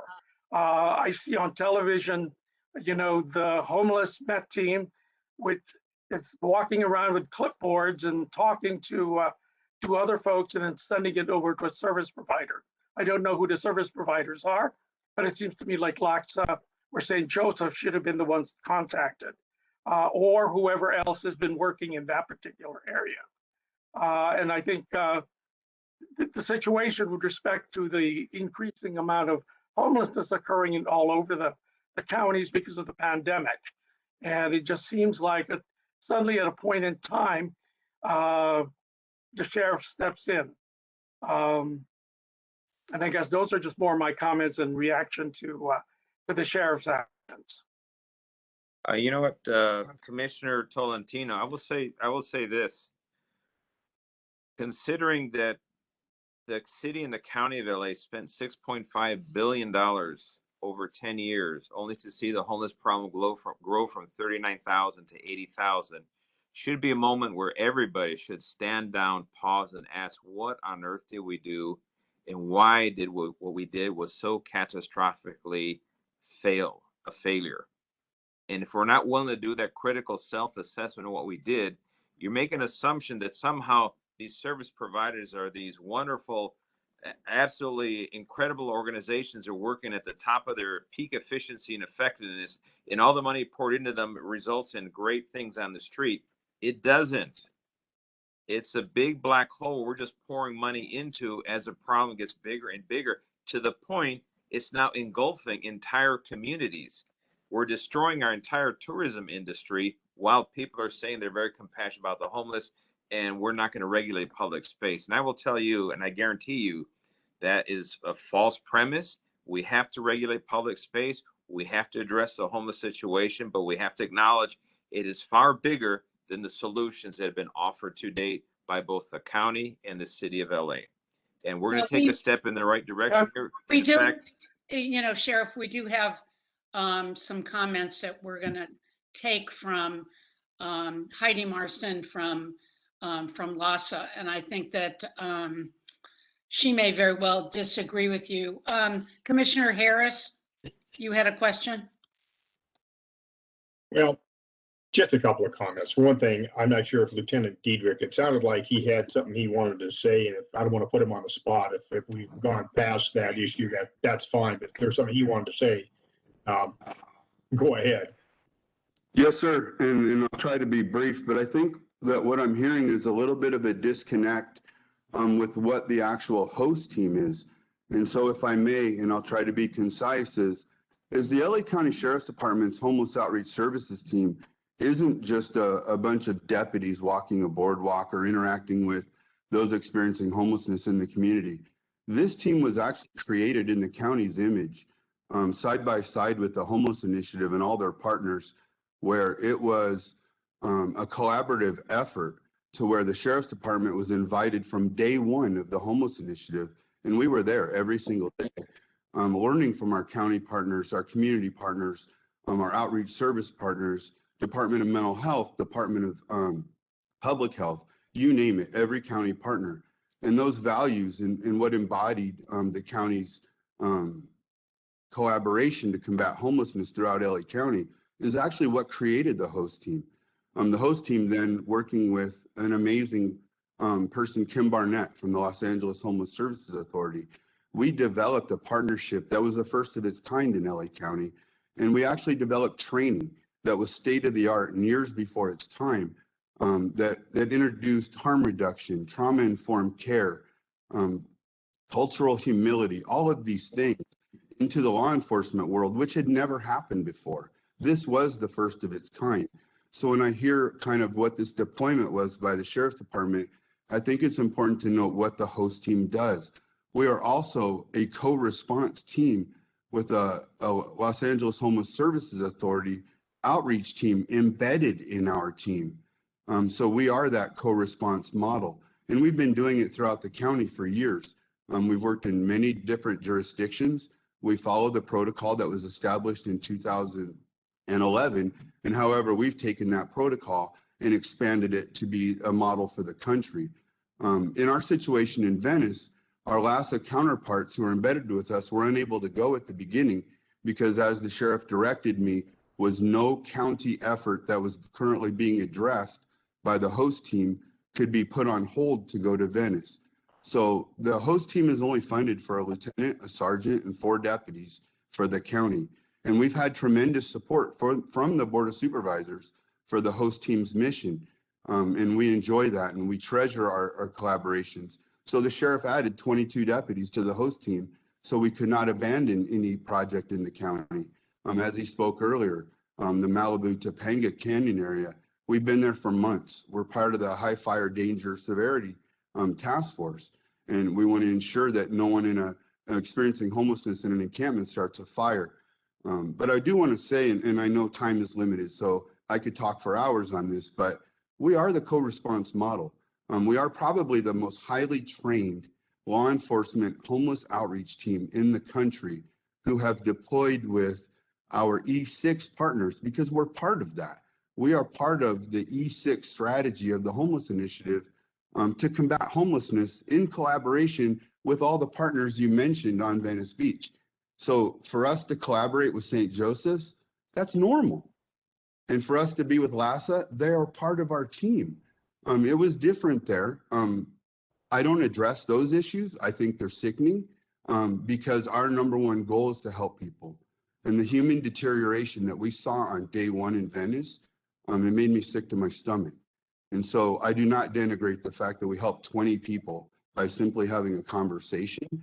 It was amazing. We had someone who was presenting in severe crisis, ran across the parking lot towards me and dove on the pavement right before where we were sitting. Well, our mental health people that were with us were able to get them help within 15 minutes. So there's a guardian effect to what we do. And in using trauma-informed care, there's another side to this, and we recognize there's adverse relationships with law enforcement, but by no host a traditional law enforcement team. This team is transformational. The other side of Thank here you, is Lieutenant. that there are people who are Yeah. victims who seek out, and I'll stop after this, but it's important to note, is that there are people who are victims who are experiencing homelessness, especially women from domestic violence, who need our presence and they seek us out. And those are the relationships that we build. And I just wanted to be clear about what the host team is. And we're probably the most highly trained team in the country. Thanks for that. We have a couple of more questions, and then we want to hear from Heidi Marston. And we also have a lot of people signed up for public comment. So let's go in this order: Commissioner Bonner, Commissioner Giggins, and then Commissioner Ochen. Thank you, Chair Rubin. You know, listening to the conversation here, it seems like there's some who condemn the sheriff for highlighting and trying to do something about a very serious problem, not just at Venice Beach, but throughout LA, both in terms of our public parks and our public sidewalks and the like. It seems to me that he sparked some action here and deserves praise, not condemnation for that. To the extent he's highlighted a lack of political leadership on this issue, you know, seems to me that's a good thing. He deserves some credit for that, and I think he should get it. The fact is that the homelessness problem is not just about a lack of housing. It's about mental illness and drug addiction. In fact, it's more about mental illness and drug addiction and a population, many of whom do not want to be housed. So we got to understand the problem before we can fix the problem. And to the extent that the sheriff is moving us in that direction, I believe, Sheriff, you deserve some credit for that. So I just want to make a record on that. I have no question. Thank you. Commissioner Giggins? Yes, I've been leading a domestic violence, sexual assault, child abuse, youth violence prevention center for over 35 years in Los Angeles County. And I will absolutely testify to the importance of collaborations with all county departments, with CBOs. I know about how the host teams work. I know that our staff have trained many different teams within different county departments. So that model of collaboration, of cross-training, of deliberately working together as teams of teams is really the only way that we're going to accomplish any of our goals for safety and well-being and health in our county. And I totally respect Mr. Diedrichs, what he was saying, and have those experiences with many law enforcement agencies, plus Department of Public Health, Department of Mental Health, Department of Social Services, because it does require more than one village coming together. It requires a lot of villages coming together to solve these problems. The concern I have is when one of those partners leaves the fold to go in what seem like provocative and challenging directions. And I think that is part of, I don't think people have an argument that the host teams have worked well with St. Joseph's and LASA, and you've all worked together and trained each other and respect each other. I don't think we have, I don't have that problem at all. I hope that continues. Along with PRIA, along with MET, along with all the other collaboratives, right? And I'm a big supporter of collaboration and teamwork. But anytime, and this is just my comment, and in my view, anytime any one of us, whether it's a CBO or a county, or steps out in front and starts to be provocative and super challenging and personalizing and attacking others, then that's where we run into trouble. And unfortunately, I feel that is part of what our concern is. I just wanted to Commissioner Ochen, contribute my view. you want to finish up so that we can hear from Heidi Marson. Yes, I put my question in the chat, and so hopefully the sheriff has been able to take a look at some of the questions that I have. But for the public who may not be able to see my questions, the first question is, we know that incarceration itself, jailing, we have the largest jail population, one of the largest jail populations in the country. It went down, it's going right back up. And so my question is, because we know that jail incarceration is a major driver of houselessness, and since the sheriff seems to be very concerned about houselessness, is the sheriff providing housing and ensuring that people who are released from jails have secure and safe housing to go to so they don't end up in places like Venice or downtown Los Angeles? And I guess my other question is, does the sheriff respect co-equal branches of government and other elected officials, right? You're the only elected official with a gun, right? And if you disregard civilians and their authority, then we're creeping into an anti-democratic system. I acknowledge, and Sheriff, you said over and over, you're independently elected, and that's true. But so are folks in Los Angeles, so are folks in other communities where the sheriff does not police, that have their own independent law enforcement entities. And so I guess my question is about what kind of respect should be given to those elected officials, or should you be able to unilaterally decide what is best in their communities?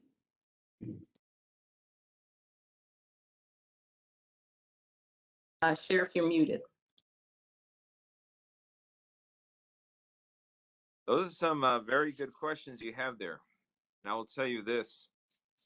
We have outreach providers in the jails working right now as we speak, and they try to connect the people that are due to be released to services, including housing. We also have the Office of Diversion and Reentry that the county, the Board of Supervisors has funded very, very generously to do such work as well.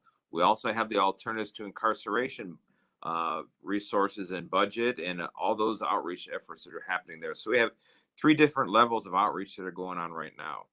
People trying to avoid going to jail after committing a crime, people that are being released from jail, and the people currently in jail. So we're doing 3 different levels of outreach for that to try to alleviate that.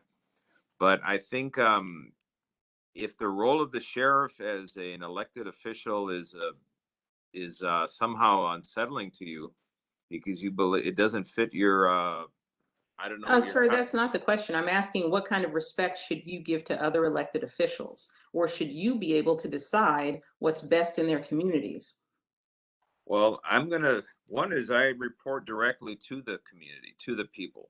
And if the people, which So do includes, they also represent those same people. So you represent people in Venice, so do other elected officials. So are you able to unilaterally decide that their views of what should happen in their communities where they live don't matter, where they have also been elected to represent individuals in communities like Venice?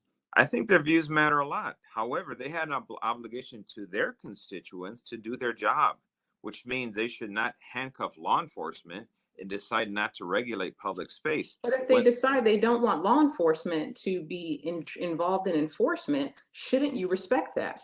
Or if they don't want the sheriff's department involved in enforcement, shouldn't you respect that view? If they're choosing to use service providers or other civil mechanisms that don't involve individuals in uniforms and guns because of the potential for violence, like we saw in Echo Park, isn't that something that you should respect? Or because they view law enforcement as antithetical to a solution to homelessness and more as a pipeline for criminalization? Shouldn't you respect that view if you are a co-elected official? Based on what you're telling me, there is no homeless crisis right now. Is that what I'm understanding?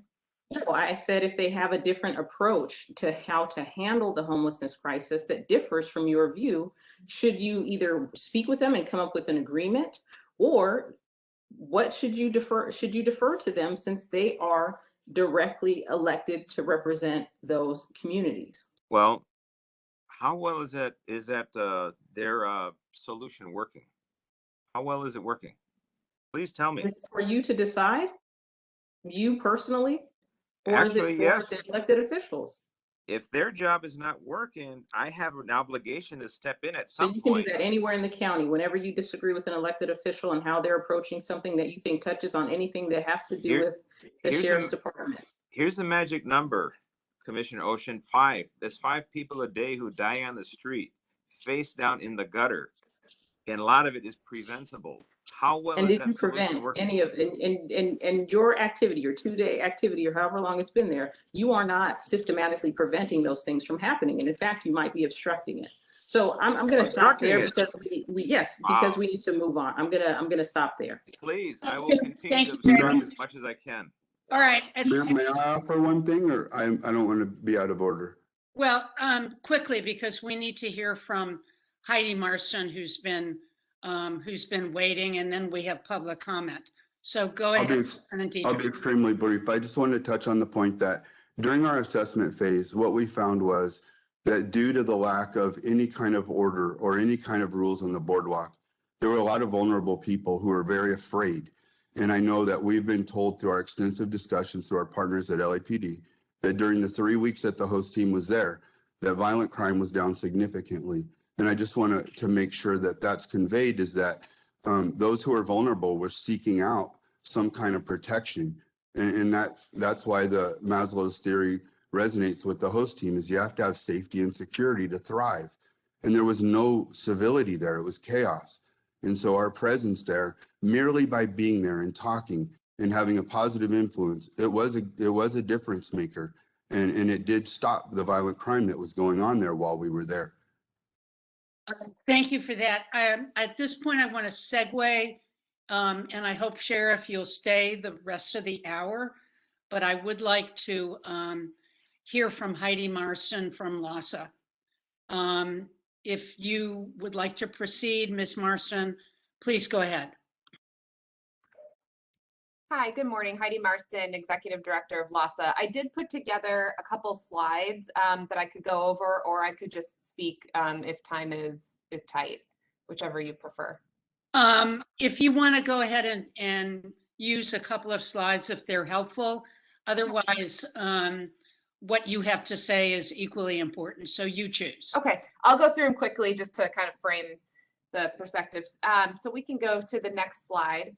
As many of you know, LASA is one of sort of 3 components when we talk about addressing homelessness, whether it's in LA County or anywhere across the country. You really need all 3 components to see a visible difference and to actually solve the crisis. Those components are, you need to prevent people from falling into homelessness in the first place, right? The more people that are coming in, the more people we have to solve the crisis for. You need housing creation, so people need to have a place to go. There needs to be housing available on the back end. And then there's the rehousing system, which is once somebody ends up on the street, how do you get them back into stable housing? And that's the part of this process that LASA really informs, is looking at once someone is literally experiencing homelessness, how do we move them through and back into housing as quickly as possible? Next slide.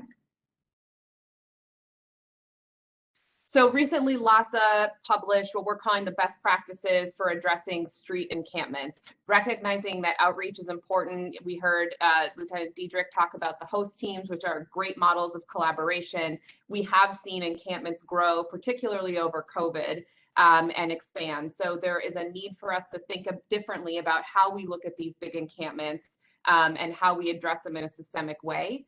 Right now, LASA and our providers have outreach teams that do a variety of things. Some are LASA staff, some are nonprofit provider staff. You talked about St. Joseph's earlier. Some are specialty teams like Department of Mental Health or even the host teams.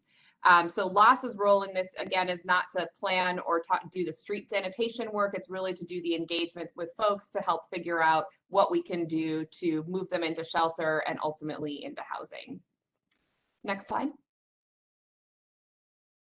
And the key to really cracking this crisis and addressing it truly is having a balanced system. So what we see right now is that in our system, we have about 1.4 permanent housing options for every shelter bed. So there's no question nobody should be sleeping outside. We need to build shelters, and shelters are important. What we can't have is so many shelters that people go in and they get stuck with nowhere to go. So a balanced system says that for every shelter bed that we build, we need to build 5 permanent housing options, whether that's a housing voucher or an actual unit, whatever that looks like. But as we're looking at limited resources and how we properly invest those resources to actually solve the crisis, we need to move to this 1-to-5 ratio. And right now we're at about a 1 to 1.4.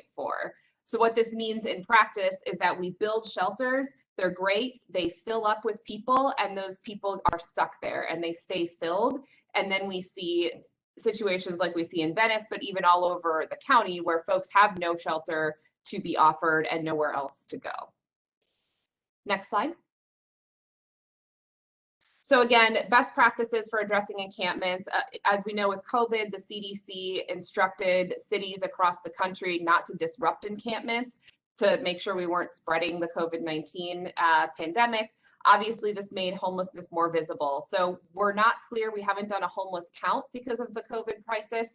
However, it's true, homelessness looks much worse. We're not clear if that equates to more people or more tents and more space just being taken up. We're getting to that, but at the end of the day, until we have more housing, we really need to prioritize these strategies that address this unsheltered crisis that we see, that are humane, that are rooted in the best practices that we've seen work well over time, and that lead to better outcomes, not only for city, county, elected officials, but ultimately for the people who we're serving. Next slide. So our best practices follow 5 key rules or 5 key principles. The first is when we're looking at an encampment, and Venice is an example of this, but really any large encampment focused work, the first thing we need to do is provide ample time for folks who are in those encampments to understand what's going to happen, understand the transition, and understand the timeline. Being transparent and open about that and giving them time to prepare is critical so that we're not inflicting more trauma and more panic with folks as they're trying to figure out what to do next. The second is we really want to get voluntary and client-centered trauma-informed care. So the last thing we want is for these activities to inflict more trauma than what these folks are already going through. We want to support them, put them in the driver's seat of what their options are. If there are places that they can't be anymore, we can work with them on that, but let's give them options and let them decide where they go next. The third is to provide appropriate low barrier resources. So what this means is access to storage for their things. We're seeing this a lot in Venice because we have people who are artists who have paintings and things that they sell that need storage. We need options to shelters that people want to go to, right? Shelters where you can bring your pet, shelters where you might, if you have a partner, you and your partner can go together. All of those things that make it a very low barrier, no wrong door approach to give folks viable options and alternatives to where they're staying. Fourth, identifying an experienced service partner. So again, in the case of Venice, we have St. Joseph Center. LASA is also partnering there with deep ties to this community. So both of our teams have been working in Venice for years, know the folks who are there, and if there are new folks that have come in, are building those relationships, but letting those individuals lead this work in collaboration with city and all of the other entities that need to be involved is critical, because they are the ones that have the expertise and have the deep community knowledge about what the population needs. And then finally, team coordination. This is absolutely a team effort. It takes service providers, but it also takes sanitation workers. It also takes access to resources. So we need deep collaboration across all partners who are involved here, making sure we're all on the same page, we're giving people ample time, and we're being transparent about what the expectations are. Next slide. I won't go through these. You can find our best practices on the LASA website, but these are just a few examples of where we've seen this work. And when we talk about what working is, we're measuring success by people who are housed or sheltered and stay in housing and they stay engaged with us. We're measuring success through no limited or no enforcement activities, making sure that people are kind of placed at the center of what this planning is. And so these are a few examples you can read more about in our best practices. Next slide. Okay, and that concludes my slides. I'm happy to answer your questions. Thank you so much, Ms. Marson. Do any commissioners have any questions for Ms. Marson? I know we have a lot of comments from public comment, and I would like to proceed to that, but I think it's important for any commissioners who wish to do so to ask a couple of questions at this point. I don't have one for Ms. Marston, Chair Lady. I just wanted, if the sheriff can answer, it's in concert with what Ms. Marston just laid out. If the sheriff can just answer this question, how many people have been arrested since he started this operation of the homeless clear out? And then what in fact has the sheriff done with these homeless people once they are released from jail? It's in concert with what Ms. Marston just said. What is done with these people when they're released from jail, and are they connected to any community services? In fact, we've arrested 0 people, and I mentioned that. No people have been arrested, no uses of force. In terms of people released from the jail, roughly 30% of our jail population is considered to be homeless, and they're not providing an address. So that is the size of the challenge for our jail population. But we do the outreach inside the jail. The Office of Diversion and Reentry does their placement efforts. When we have people that are felonies incompetent to stand trial or misdemeanors incompetent to stand trial, and we're looking for that conservatorship, and that's when we're working with the mental health folks to get that bed space for them on the outside, and they're not released to the street. They're actually delivered to a service provider from the jail. So it's an ongoing process, but obviously the resource is not enough to cover the size of the need. Thank you. Any other commissioners have any questions? Because I do want to move to public comment. Briefly, Commissioner Bonner, and then briefly, Commissioner Giggins. You know, Ms. Marston, based upon your experience, are there some homeless that essentially do not want housing? That is to say, would prefer to live either on the street, on a sidewalk, or Venice Beach? And how would you quantify the percentage? And what do you do about that if that's accurate? Yeah, it's a good question. So in my experience doing this work for a long time, there are different levels of folks and how they're ready to engage. At the end of the day, nobody wants to live on the sidewalk. What they tell you when you're presenting, what they're telling you in engagement is one thing, because you have to recognize that in order for folks to actually get to the point that they're sleeping on the sidewalk, there's a lot that's happened to them. There's a lot of mistrust, there's a lot of trauma, and there are a lot of things that have to be rebuilt. So rather than thinking about it as people are saying no to housing because they want to live outside, it's more about thinking, how do we build the trust with this individual to figure out where they do want to be and support them there? And sometimes that takes a week, sometimes that takes 2 years, depending on the person. And that's the challenging part of this work, because we are dealing with humans who have individual experiences and individual needs. And last question from Commissioner Giggins. Yeah, it's not a question, it's a comment. I'm just so grateful, Heidi, that you're here today and illuminating us. And I'm hoping this could be a model for us moving forward as a commission to bring in more of the people who work on the ground. You have the county, and then you have the people who work on the ground, and then you have the collaboration. So I think we need to hear more from agencies who are dealing with the many intractable problems in our community. And I love seeing that you're trying to do this prediction of how many permanent housing units you have to build per every shelter bed that you have. And I think that's a piece of information that's new to me.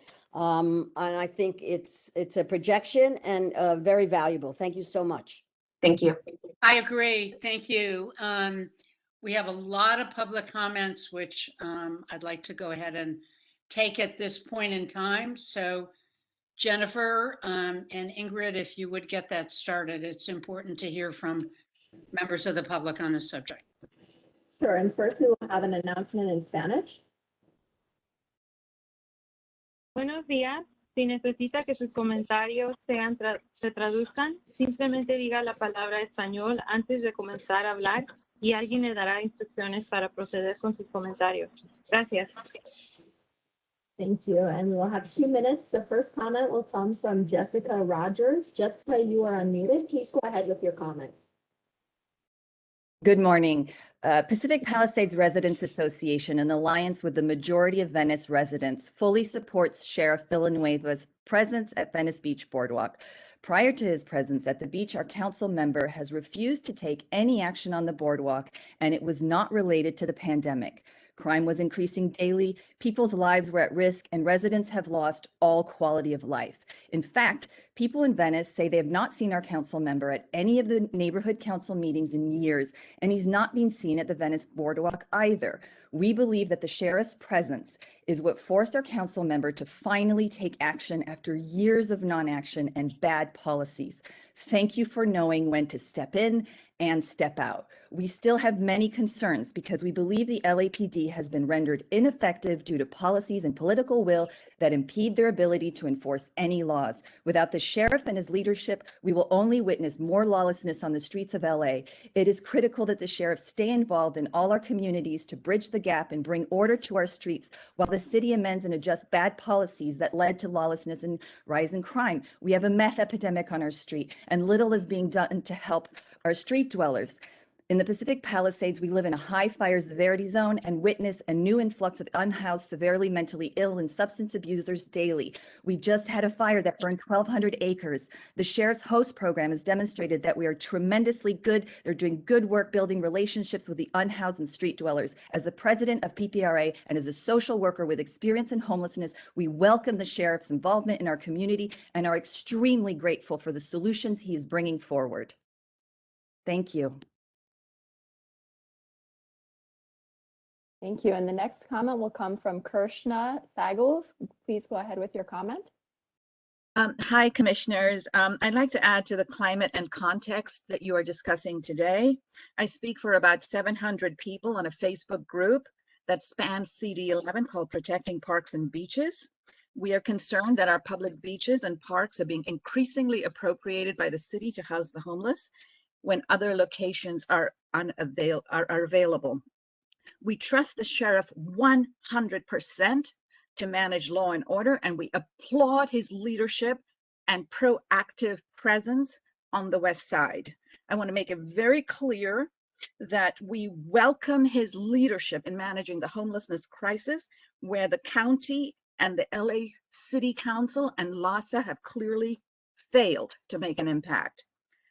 I'd like to also say that we are seeing rising crime and that it is not fair that the Sheriff's Department is overworked, understaffed, undersupported.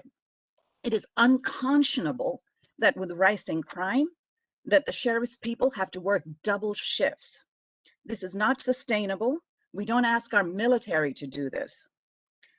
It is also not a cost savings to pay overtime when you could just pay to staff up the sheriff in an appropriate way to maintain law enforcement. Let me be clear as a citizen that we want to support our elected officials that do their job, and we will recall every single elected official that does not. Let me be clear. We support the sheriff and we believe you should fund the police. I understand that situations are different in different parts of Los Angeles. I realize you have a difficult job to do, but I am telling you to restore law and order. This is your #1 job and responsibility to your citizens. Restore law and order. Thank you very much. Thank you. And the next comment will come from Pam Fink. You're unmuted. Please go ahead. Hello. Thank you, Sheriff Villanueva, for fulfilling your duty to the taxpayers. You and us, not the County Board of Supervisors who just tried to dress you down. I stand with all of CD11 residents, Venice Neighborhood Council, Pacific Palisades Residents Association, Westchester Neighborhood County Council, Brentwood Community Council, Pacific Palisades Community Council. We all 100% support Sheriff Villanueva fulfilling his duties as a sheriff, bringing law and order to what had become a completely lawless community. Due to the increased crime, The residents of CD11 are in the middle of recall efforts of Mike Bonin, who did absolutely nothing and would not return our calls, our cries. He ignored us. Beaches and parks are for all, not one group, regardless of who this group is. And Patty Giggins, you said everyone's teams need to work together. I agree. So why don't you have Michael Moore from the LAPD in this meeting and dress him down and ask him why his absence? Stop the lawlessness and address the issues that have come to these communities. Thank you. Thank you. And the next comment will come from Erica Moore. Please go ahead, Erica. Erica Moore, you are unmuted. Please go ahead with your comment. Okay, hearing nothing on Erica's line, we'll move on to Ryan Farish. You are unmuted. Please go ahead with your comment, Ryan. Hi, thank you for hearing me today. I'm a taxpayer who lives in Venice, and this is the first session that I've joined, and I just wanted to thank Sheriff Villanueva and Officer Diedrich for all the efforts they have had within Venice over the last few months. It is a bit infuriating as a homeowner to listen through this session and hear all of the inflammatory rhetoric that's being pushed out by constituents Thompson and Ocean, really focusing on the jurisdiction of the sheriff within the space when we've seen no action by the elected officials and the handcuffed positions that the LAPD are currently experiencing as well. You know, a lot of the conversation has been around, you know, who has the right to actually step in here. I know as, you know, just a standard citizen here, walking my dogs every morning, needing to dodge syringes that are partially full right next to the Sunset Bridge housing that is a proposed solution. A lot of the conversation has been around the actual interest in being housed, and we all know that it goes far beyond just that of seeking housing and willingness to actually participate with, you know, the actual accordance of these specific areas, meaning, you know, curfews that are set in place and the inability to use drugs on premises. I think that's a much larger issue, and similar to some of the past comments, I wish that we would have other members like Moore here to actually answer for why there has been no action. So, you know, I just, you know, hope that this continues and we see progress rather than, you know, a need for 5 houses or 5 beds for every one that exists within a shelter, because the current bed situation doesn't appear to be the single issue. And it is frustrating as a Venice homeowner to just continuously see it deteriorate. Thanks. Thank you. And the next comment will come from Soledad Ursua. Please go ahead with your comment, Soledad. Hi, everyone. My name is Soledad Ursua, and I'm an elected board member of the Venice Neighborhood Council. I'm also the chairwoman of the Public Health and Safety Committee. I have an opinion piece that was published in the LA Times today, and I really urge you to read it because it really talks about the crisis that's emerged in Venice. We now have over 2,000 unhoused homeless individuals in a 3.5-mile neighborhood. And what you're seeing is that this is not an affordability crisis. This is a crisis of leadership. Our elected officials, our mayor, council members, supervisors, they have failed us. They have abdicated their responsibility, and they are the ones that should be held on trial today, not Sheriff Villanueva. And is it his right to step in and force? It sounds like he does have that authority. Under normal times, this would not be needed. But what he's done is he has stepped up and he has, reached out to us. We are just dealing with incredible spikes in crime in Venice. Robberies are up 150%, burglaries up 93%. And what LAPD tells us to do is to keep our windows closed at all time because we're considered it's a crime of opportunity. So myself, I live in a 100-year-old home. I don't have AC. And so I'm in a position where, we're just so afraid all the time to leave our windows open because somebody could break in day or night. And so again, commissioners, I really urge you to come visit Venice. Come walk with us. Come walk around with us. Let me show you the neighborhood. You can talk with some civilians on the ground.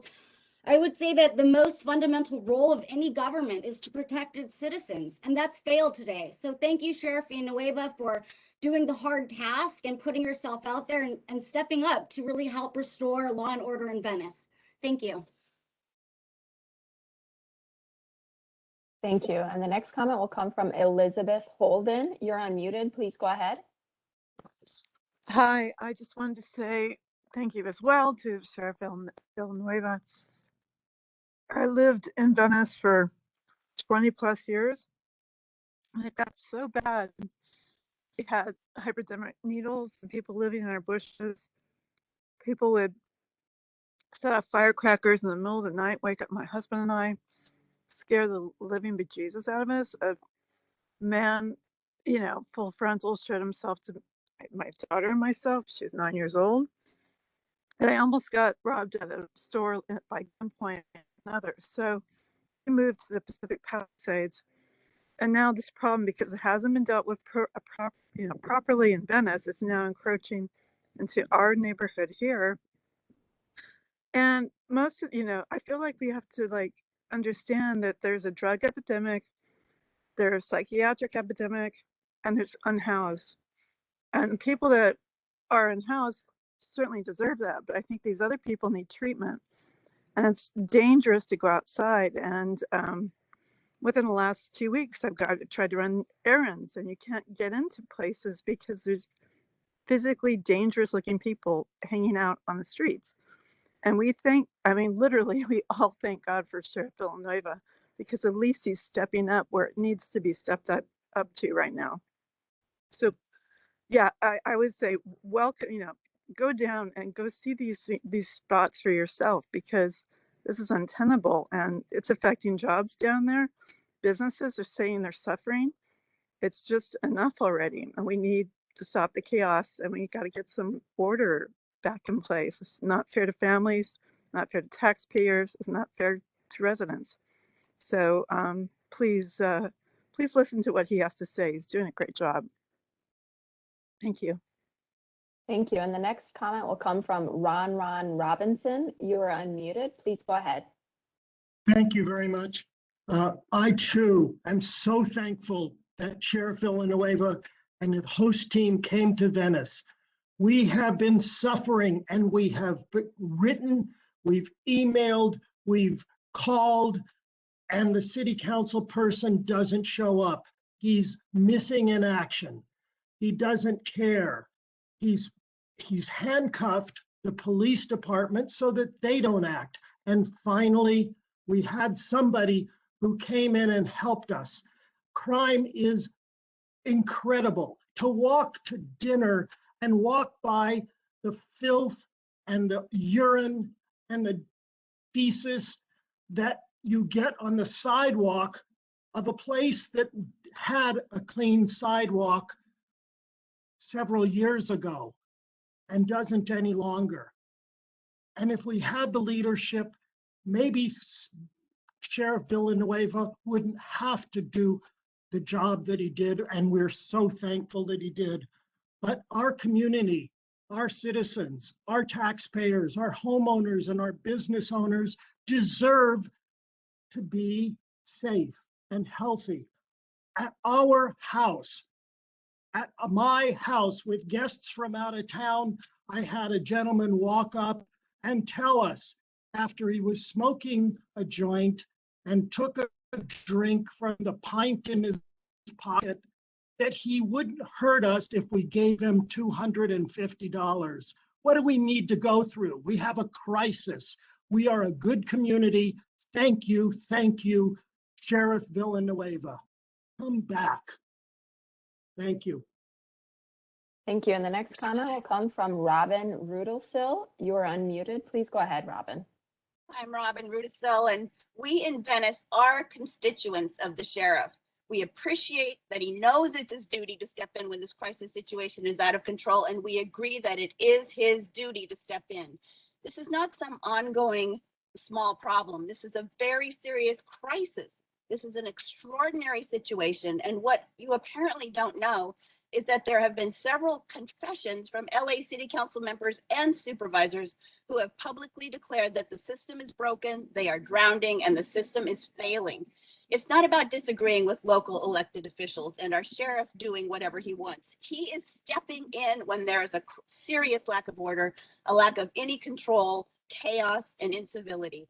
This is a crisis, commissioners. Hearing you here today, I don't believe you understand the nature and extent of this crisis, except maybe Commissioner Bob Bonner.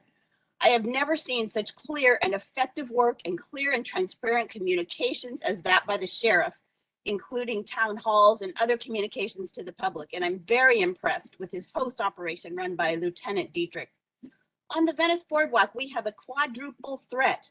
This crisis is impacting the homeless, a very large residential community, hundreds of businesses, and tourism. I don't believe there's any other area in the county with all of these very serious impacts. There's no question that the county should step in this crisis. Many organizations and individuals asked the sheriff, no, begged the sheriff to get involved.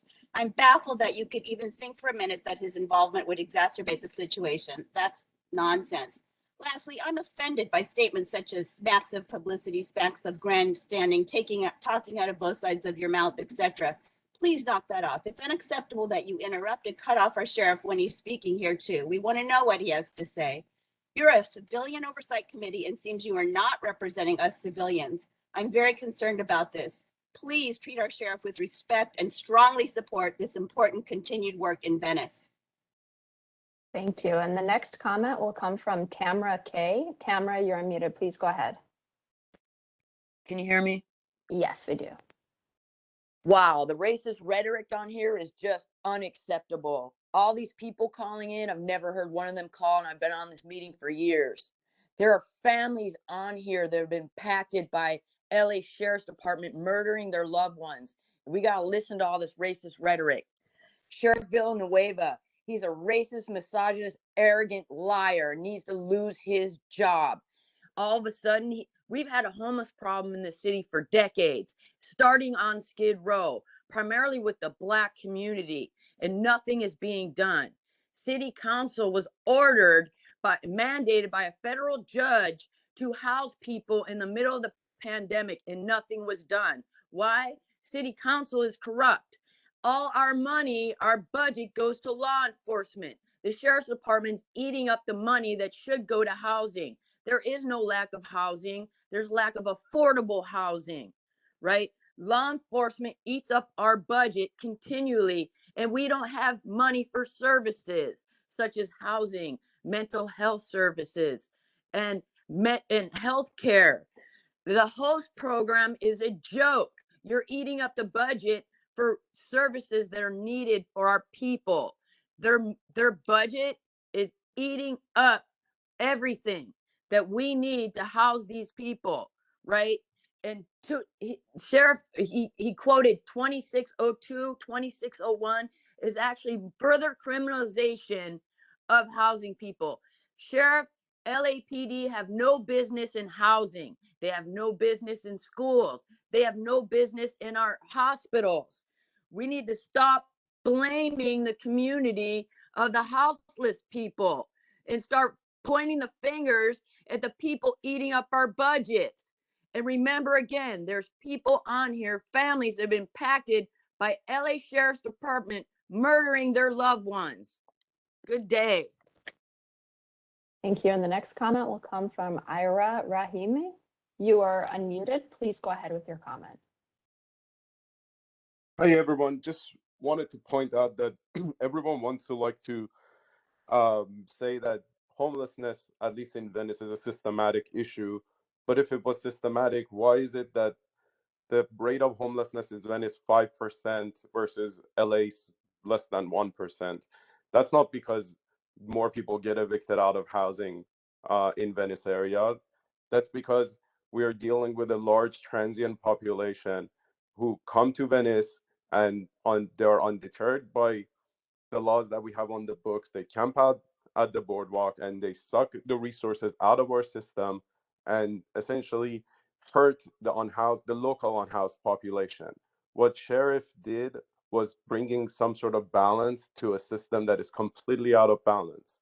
We welcome Sheriff for what he's doing, and we urge all the other agencies, including LASA, to seek their help. Enforcement is an important part of the equation. if we provide shelters and housing for a group of people, we need to make sure that we enforce our laws to keep those areas clean and don't allow for encampment to mushroom, because these encampments, these concentration of encampments hurt the local unhoused population. And Sheriff Villanova understood this, and Sheriff came, and Sheriff tried to bring some balance to the system. I really hope that CD11, the county, reaches out to Sheriff's office and start collaborating with him and recognize the importance of enforcement in this equation so that we can save people's lives and so that we can make sure that people are not dying. Thank you. Thank you. And the next comment will come from Mark Galanti. You're unmuted. Please go ahead with your comment, Mark. Mark Galanti, you are unmuted. Please go ahead. Okay, hearing nothing, we will move on to the next person. Mark, please look for a message from me in the chat. The next person is B. Sincent. You are unmuted. Please go ahead. Is this, can you hear me? Yes, we do. Okay, great. I am calling in to give my full support to the LA Sheriff's Department and Sheriff Villanueva for finally coming in and trying to restore some order to our communities. I am a Mar Vista resident of over 10 years. We own a home, we contribute to our community, and we have watched this transient issue just get worse and worse and worse. And it was way before COVID. So there's no excuse that it's COVID that has caused it. It has certainly exacerbated it, but this existed long before that. My son attended Beethoven Street Elementary 2 years ago. I specifically remember walking him to school and there was a needle in the middle of the street. I made my husband pick it up. He was very unhappy about that, but I wasn't going to let a child step on that needle. We've had so many reports of issues in our neighborhoods. You know, us personally, for us, we've experienced our cars broken into. I've had to call the LAPD on a man exposing himself when I was walking with my son. Just last night, there was an issue in our neighborhood of a woman lying on a couch, screaming in mental distress for over 8 hours. And the LAPD Pacific Division was called and never responded, never even bothered to go out. So we're incredibly disappointed, my neighbors, my friends, in our elected official, our city councilman, in the mayor, and in the LAPD, the police department, because they claim that they can't enforce any laws. And until laws are enforced, this will continue to go on.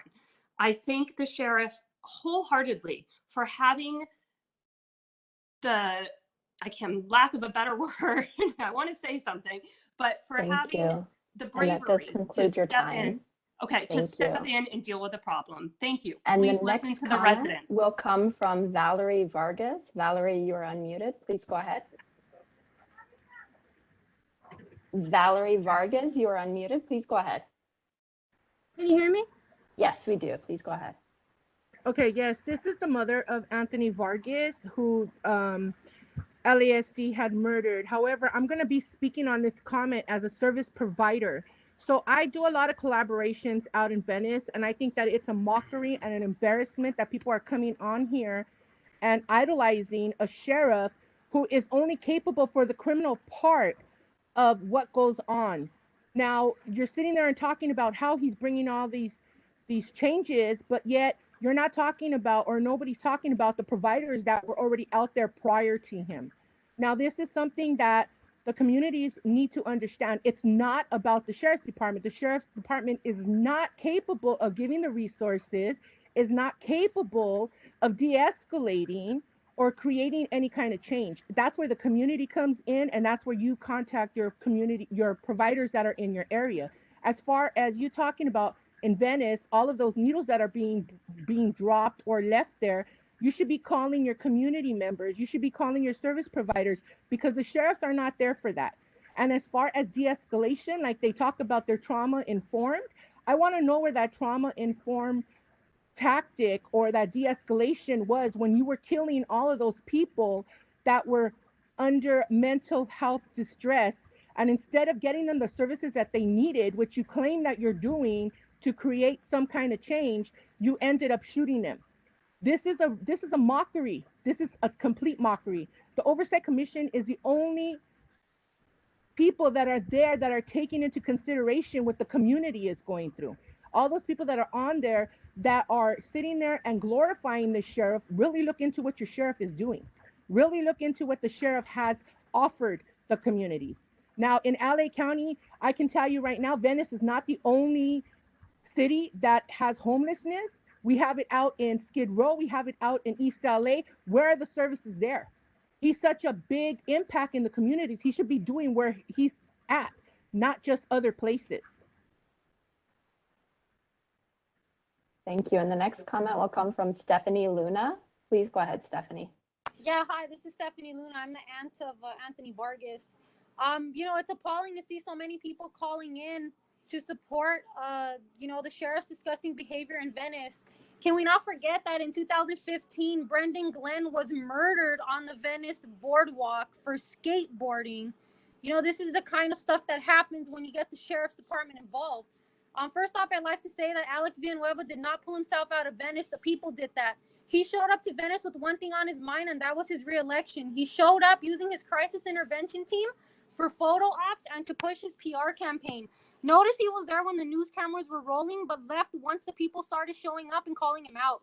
His so-called teams are there dressed in riot gear, harassing people at 2, 3 o'clock in the morning, throwing beds and personal belongings in garbage cans.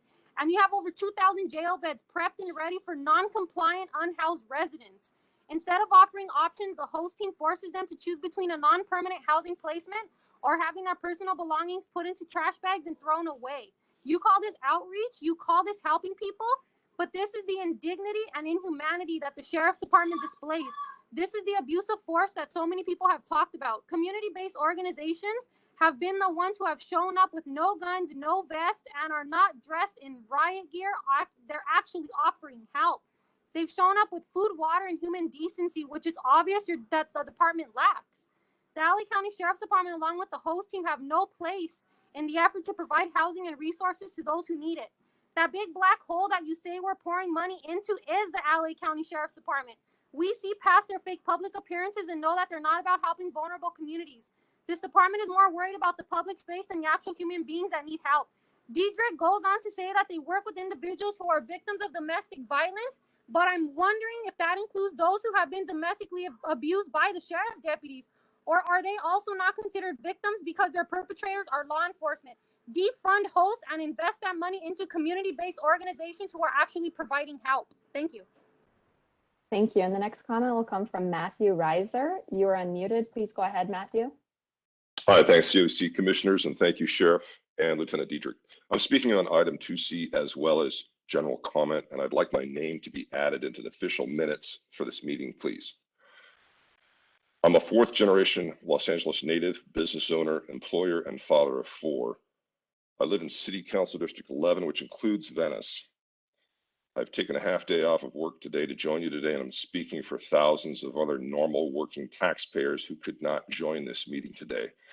I'm focused on protecting parks and beaches and public spaces, and I started an 800-member Facebook group focused on that on the West Side. I'm also one of 5 proponents who started the recall of CD 11, Councilman Mike Bonin. I live in the urban wildlife border, which is recently threatened by fires started by vagrants. Our house nearly burned down due to the failure of public policy in this county. So thank you to Sheriff Villanueva for protecting this area of Los Angeles. I personally pay $60,000 a year in taxes to the county.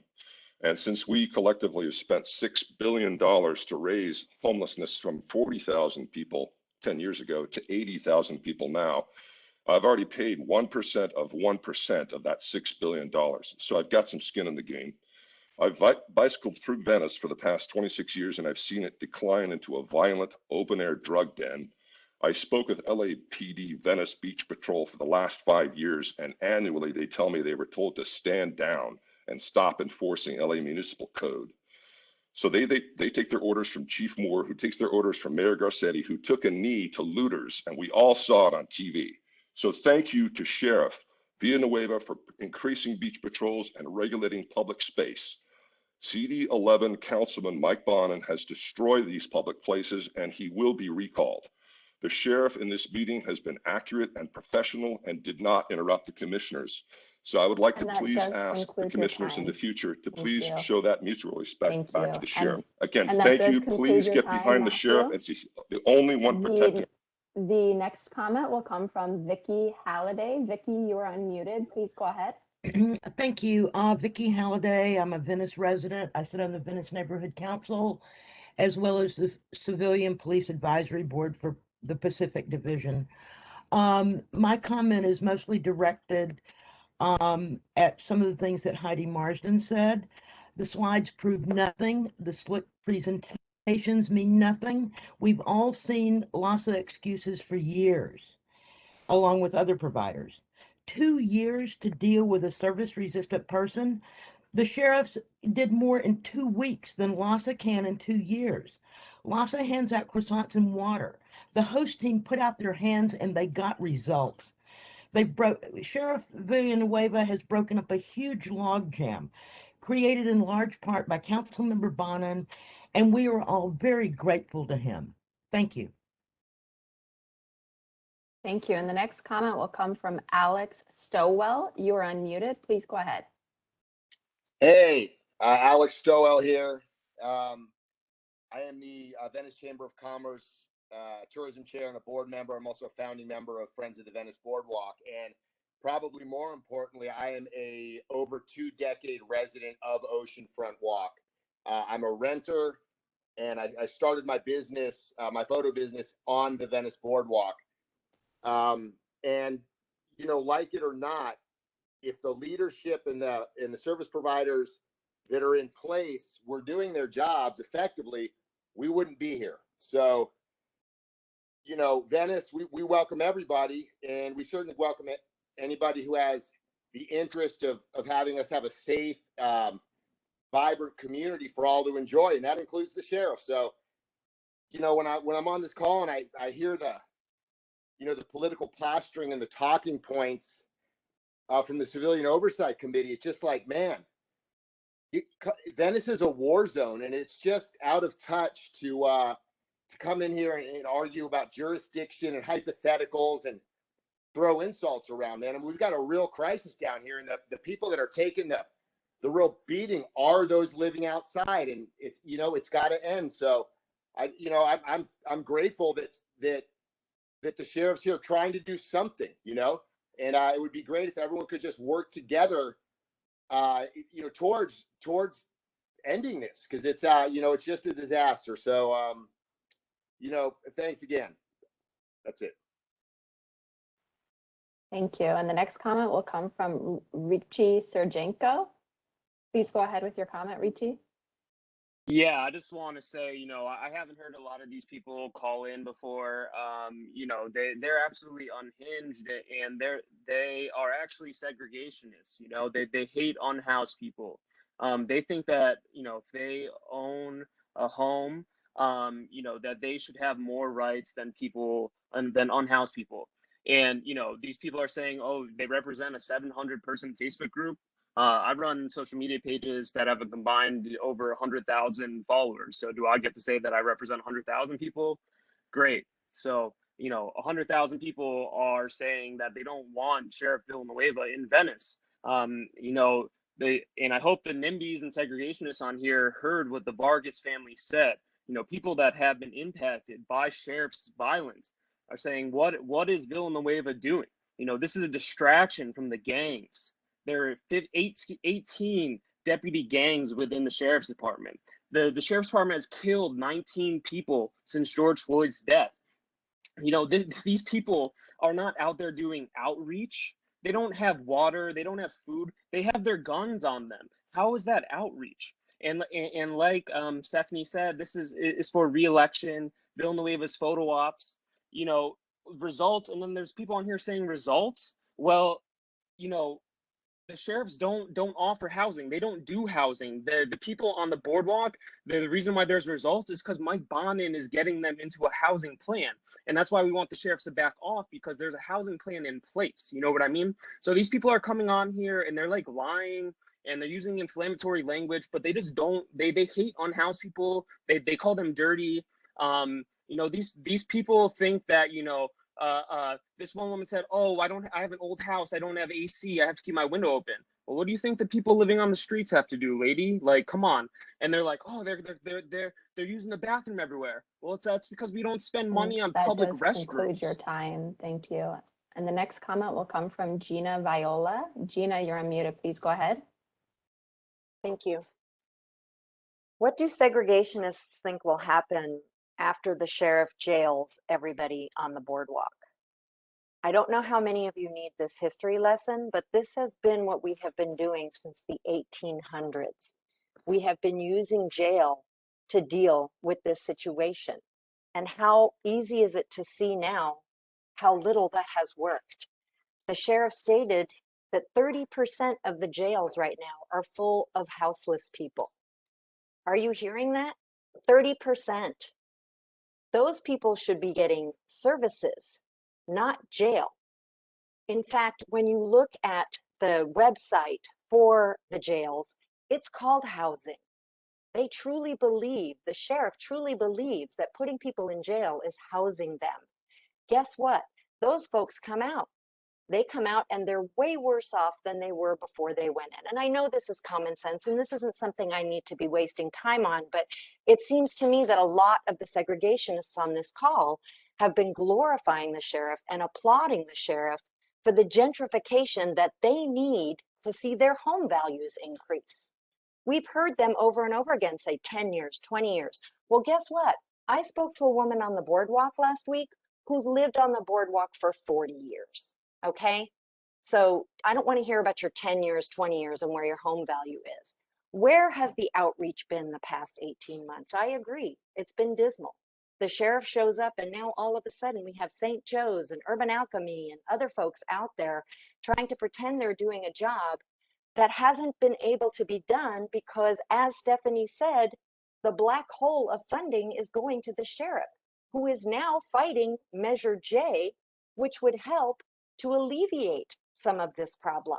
But instead of doing that, he wants us all to double down on criminalization so that his budgets can be inflated and he can be the only solution out there, which will never, ever, ever work.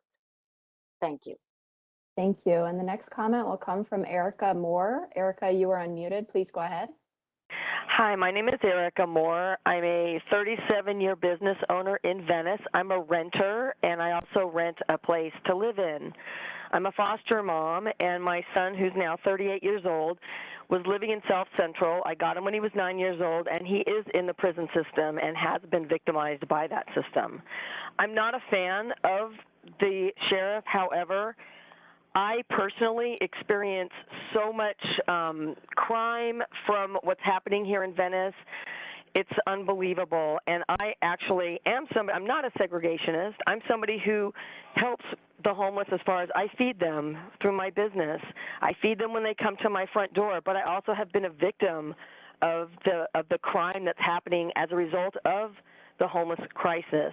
I absolutely agree that possibly the sheriff has used this for his own political gain, but at the same time, we do desperately need his enforcement in the sense of I don't want him imprisoning people that are homeless. I want him to help them get the services where it is necessary for the sheriff's department to work in conjunction.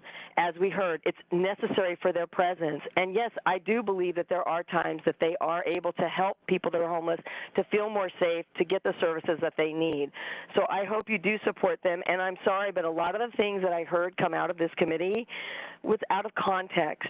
You're not here. You don't experience what happens. I personally have had to call 911 because of incidents occurring in front of my business and the business next door or the home I live at, which is, again, a rented home. I'm not some wealthy person in Venice.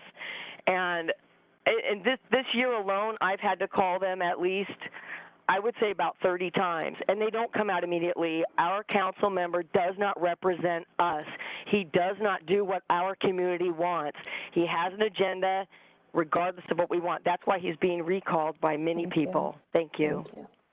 And the next comment will come from Barry Castley. Barry, please go ahead. Hi, can you hear me? I'm driving. Yes, we do hear you.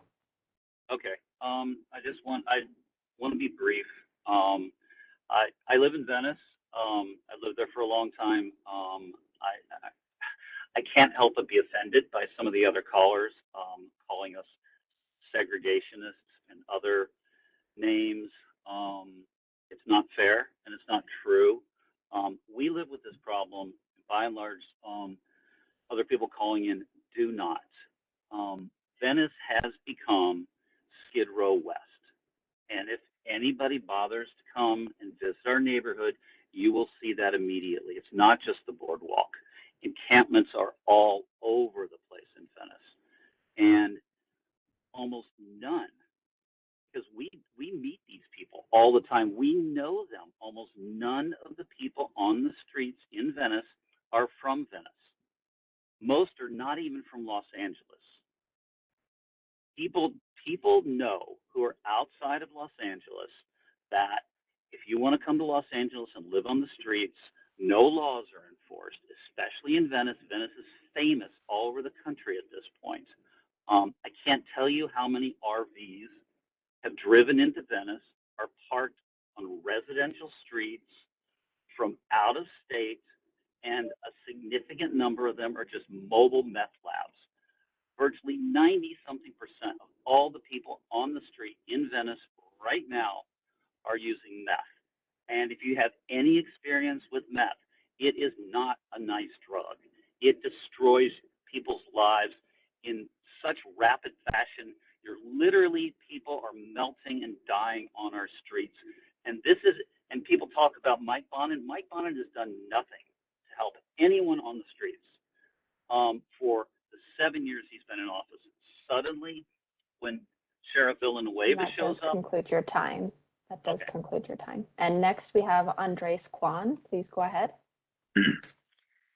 Can you hear me? Yes. Andres Kwan, I'm a lawyer with the American Civil Liberties Union, the ACLU. I wonder how many of the prior not in my backyard callers are Trump supporters.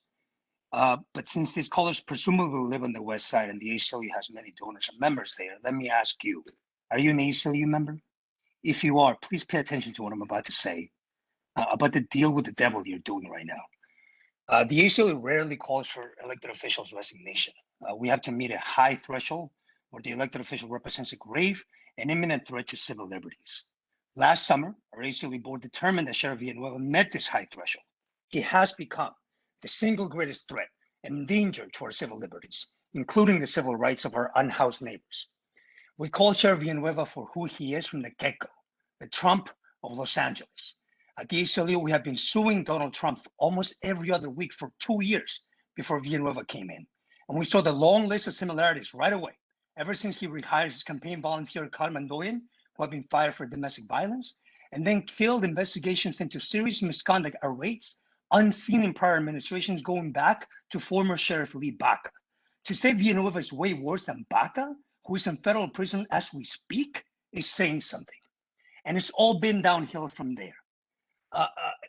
In particular, Villanueva's targeted retaliation against community advocates, organizing to hold him accountable. He's doubled down on family members, on folks sheriff's deputies have killed. On May 4th, we released a report on the systematic sheriff harassment of families, focusing on 2 families, and the board passed an important motion about this. The day after, Villanueva on his Instagram Live singled out and identified by name these 2 families. Now that is dangerous.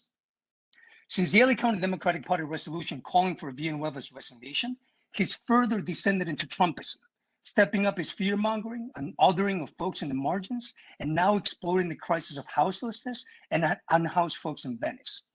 NIMBY callers, you're being fooled by Villanueva, so wake up. Thank you.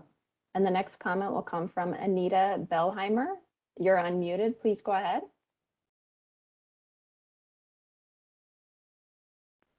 Anita Bevelheimer, you are unmuted. Please go ahead with your comment. Okay, hearing nothing, we'll move on to Jonathan Peltz. You're unmuted. Please go ahead, Jonathan. Hi there. So I'm a journalist with Knock, and I just wanted to talk about how a lot of these people who are calling in were on a call just a few days ago with Sheriff Villanueva, where they openly discussed. It was a group called Parks and Beaches for All, and they openly discussed eugenics. They discussed concentrating low IQ individuals into permanent housing situations with wraparound solutions. So these are a lot of these callers are, people call them segregationists, whatever. But their solutions go even further than that, and the sheriff affirmed that with his agreement with their plan to house low IQ individuals. And he also further talked about his clearinghouse plan to go up and down the beaches and enforce, beach closures and such. And so I implore the Civilian Commission to pay attention to that as well.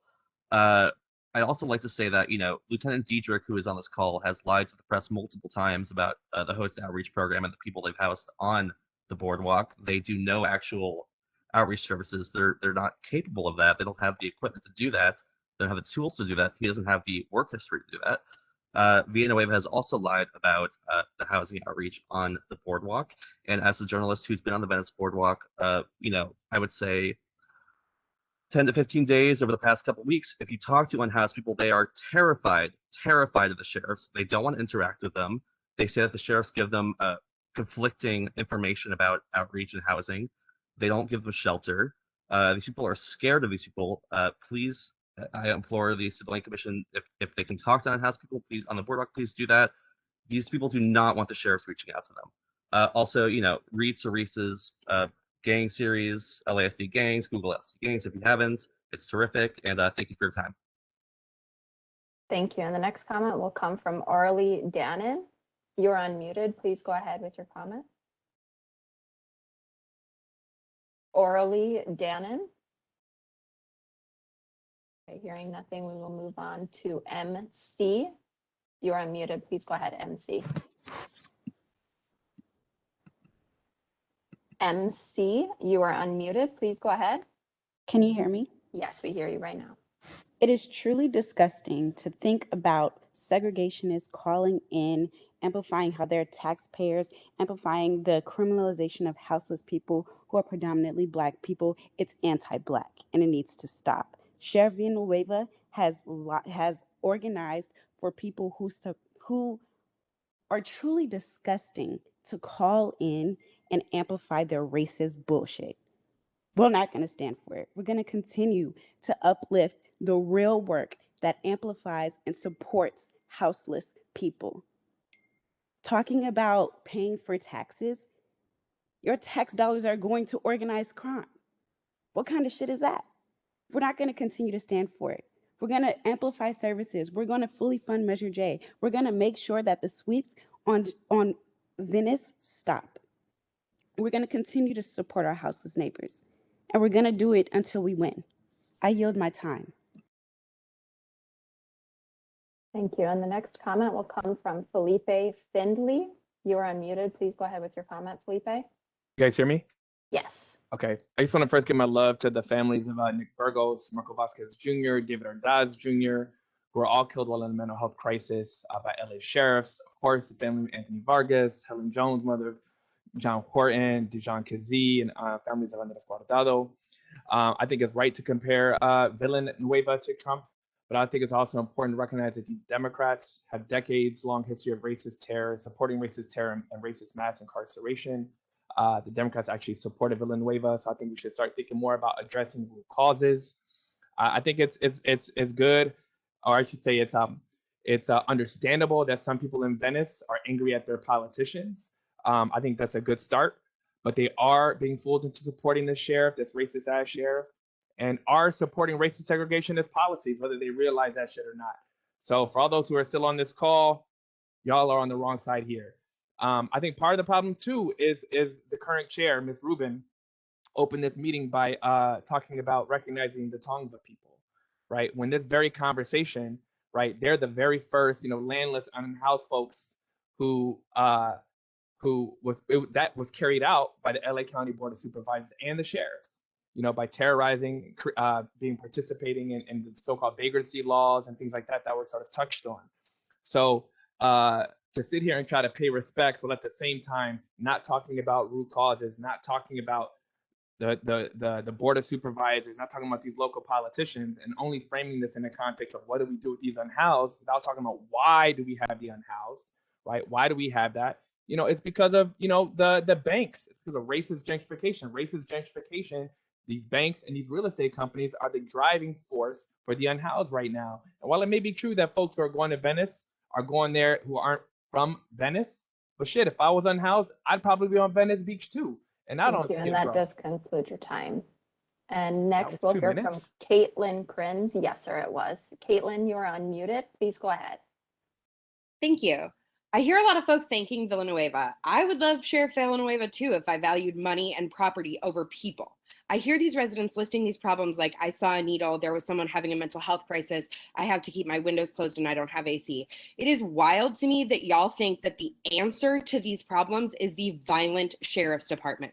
The LASD is rooted in violence and has at least 15 active gangs. Google it. LASD shootings and killings have increased under Sheriff Alex Villanueva. Villanueva has consistently resisted and obstructed the systems of checks and balances designed to provide oversight and supervision of LASD. As a result, the LA Democratic Party, as well as countless impacted community members, have called for his resignation. Whether set up as a traditional shelters, parking lot, tent villages, or so-called tiny homes, carceral housing facilities all have one thing in common. They come with a heavy security presence and deny their residents the basic autonomy, dignity, and privacy they deserve.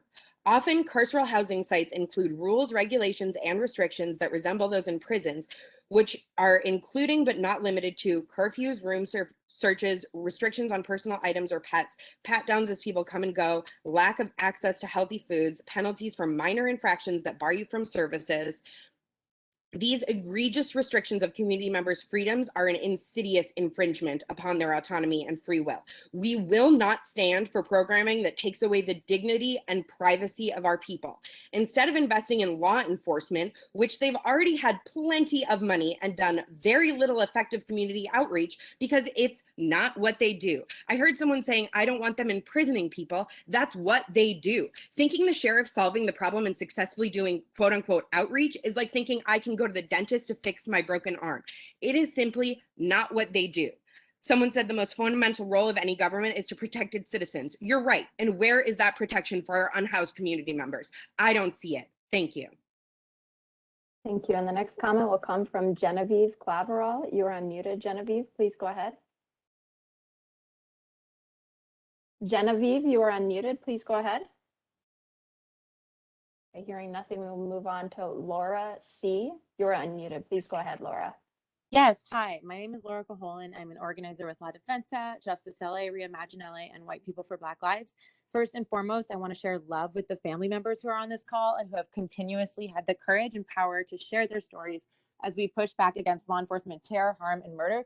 This is a constant re-traumatization for them, and yet they show up week after week because they know that their storytelling and testimony is essential. I'm disgusted by the racist NIMBYism, not in my backyardism, and white supremacist commentary by wealthy homeowners on this call, many of whom are white. Listening to the voices of these homeowners clutch at their pearls at the sight of human suffering and the harm incurred to houseless folks by people impacted by centuries of divestment is truly sickening. And hearing wealthy, middle, and upper middle class homeowners act as though they are at risk when they have the protection of financial resources, housing, policy, and dominant institutions is extremely disappointing. These folks claim to be victims, and we cannot succumb to a narrative that these residents who are protected by law enforcement's bloated budgets, like the sheriff's department, are victims when really all dominant systems of power protect them. We are in a situation where homeowners want to see their sensibilities and sense of politeness protected over the basic human rights of other invaluable community members. And we have to reject the analysis that protects wealthy middle-class community members instead of our most vulnerable. We need to provide community-based services with no association to law enforcement, like non-carceral housing, harm reduction services, and excuse me, I'm activated, like harm reduction services. And these services must match the recommendations put forward by the Measure J Housing Subcommittee. We also need to similarly affirm services for young people, and particularly young people who are unhoused and LGB/TGI. These recommendations have been put forward by the Youth Justice Reimagined process and the county must fully fund Measure J. What's more, I support Mike Bonin's courageous prioritization of services and decriminalization of our most vulnerable community members, and we must make sure that the County Board of Supervisors defunds the host program and invests funding exclusively in community-based services that do not work with law enforcement. I yield And my next, time. we will hear from Catherine Rosenfeld. Catherine, please go ahead. Hello. Can you hear me? Yes, please go ahead. I'm disappointed. I'm just truly disappointed to be on this call and to hear so many of my fellow Angelinos speak out in favor of this racist sheriff. And I'm disappointed to hear people who say that they'd rather have the unhoused people living in Venice be arrested, be jailed, than to be living in their homes. That's disappointing, and it's just completely unempathetic. And we need to realize that this is an organized small minority, and we need to be focusing on getting the funds to social programs to support the unhoused people in Venice and not supporting the sheriff. Thank you. Thank you. And the next comment will come from Eunices Hernandez. Please go ahead with your comment, Eunices. Hello, good afternoon. Can y'all hear me? Yes. Thank you. Hi, everybody. Good afternoon. My name is Eunices Hernandez. I'm the co-founder and executive director of a nonprofit called La Defensa. My pronouns are she, her, hers. And I just want to say, like, I really think the Venice folks should be very cautious of putting all their eggs in a murderous department and in a leader who has been extremely ineffective, misogynistic, and racist. If y'all look at how the money breaks down, the sheriffs get 1 out of every 5 of the general tax dollars that you pay at the local level. They get $3.3 billion of our entire budget, over $1 billion of locally generated tax dollars. Of course, it's easier for them to go out. They have the staff, they have the money. Do you know how hard it is to get contracted services for community? Do you know how hard it is to be able to provide these services? Out of all our locally generated tax dollars, only $230 million out of the $8.8 billion goes to fund housing and supportive services. So I will just say that, you know, this department is not one that we should lean on. They shouldn't be conduits to services. Cops are not social workers. Cops have guns, and we need more social workers, and they are in the community. We just need to expand the number of them. And also, Sheriff Villanueva is running for re-election, and he has hired some of the most misogynistic people to run his election, calling folks like my organization Las Pendejas, calling Supervisor Hilda Solis La Melinche, literally misogynistic terms to put down women, femmes who are fighting for the liberation of our communities. And also, folks from Venice, y'all really need to check yourselves. You're bringing a lot of privilege to a space, and I'm sorry I didn't do this earlier, but there's so many family members and loved ones of people that have been murdered by the police, literally cold-blooded murdered. And so just check your privilege. Houselessness is everywhere, and it's a systemic issue. Y'all are not the only ones getting hit by it. It's all over the county, and we really need to look at the budget. And that's where y'all should put your energy. Look at the budgets. Push the BOS to move the dollars to community-based organizations. Y'all really think that there's services in the community, but if you close your eyes and really imagine, where could you take someone? In my neighborhood, there's nowhere to take anybody. And so we really need to invest in this decentralized system of care. Thank you. And the next comment will come from Marike Almsek. You're unmuted. Please go ahead with your comment. Okay, hi, my name is Maraki Halamseged, and I'm calling to speak on items 2C, 2D in public comment. I just want to acknowledge that it seems like a lot of Venice folks are a bit confused about what the term segregationist means. So I looked up the definition for you. It's a person who supports the policy of enforced separation of different racial groups. That's exactly what's being done currently. You're currently vocalizing your support of law enforcement separating, forcibly separating Black and Brown communities out of Venice just because they happen to be unhoused and happen to be an inconvenience on you and your life and your business. Erica Moore, you stated earlier that you need Sheriff Villanueva's enforcement. Let me clarify, you do not need his enforcement. You don't need, what you need for you in your life is for unhoused people to disappear.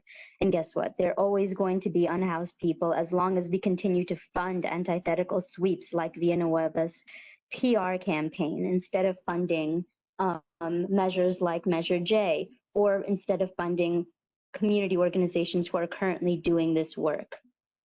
of housing and of getting unhoused people back onto their feet. This is just another stunt that's made to criminalize Black and brown people and to criminalize unhoused people. What we need to be doing is focusing our attention on how we can offer these people their services. If we offer them their services that are needed to get them off their feet, they wouldn't need to ask you for $250, sir. They wouldn't need to be committing crimes that you call crimes, right? For them, it's survival instinct. So they wouldn't need to be in this fragile position if we were offering them the funds and services and resources that they so desperately need. So check your privilege, like the last caller just said, before you start to speak on unhoused people.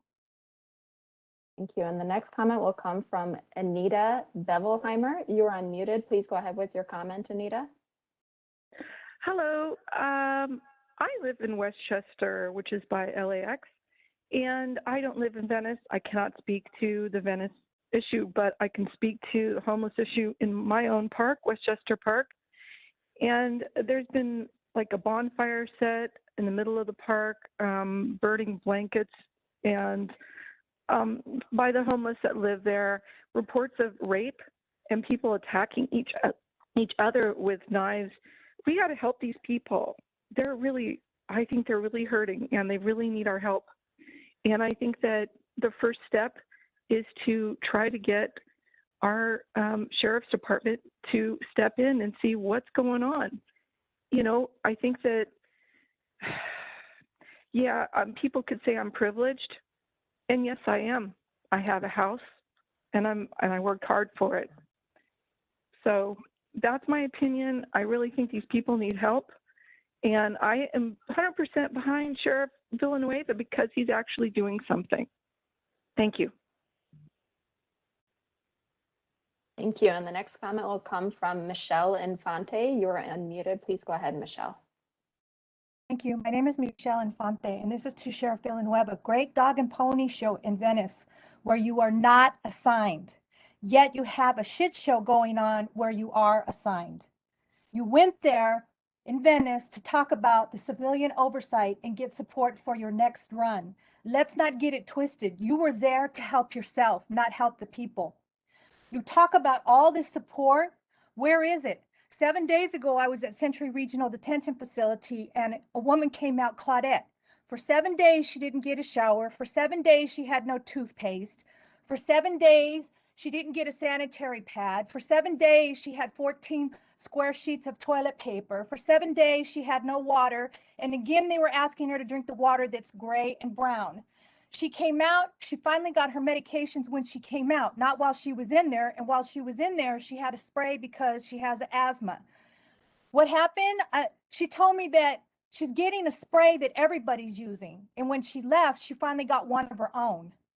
You talk about support, there's no support coming out. I've been going there for 7 years and not one person in 7 years and not 7 days ago came out with any kind of support, whether it was mental, whether it was housing, whether it was job assistance. There was absolutely no support at all. So you come here and you tell your lies, Sheriff Villanueva.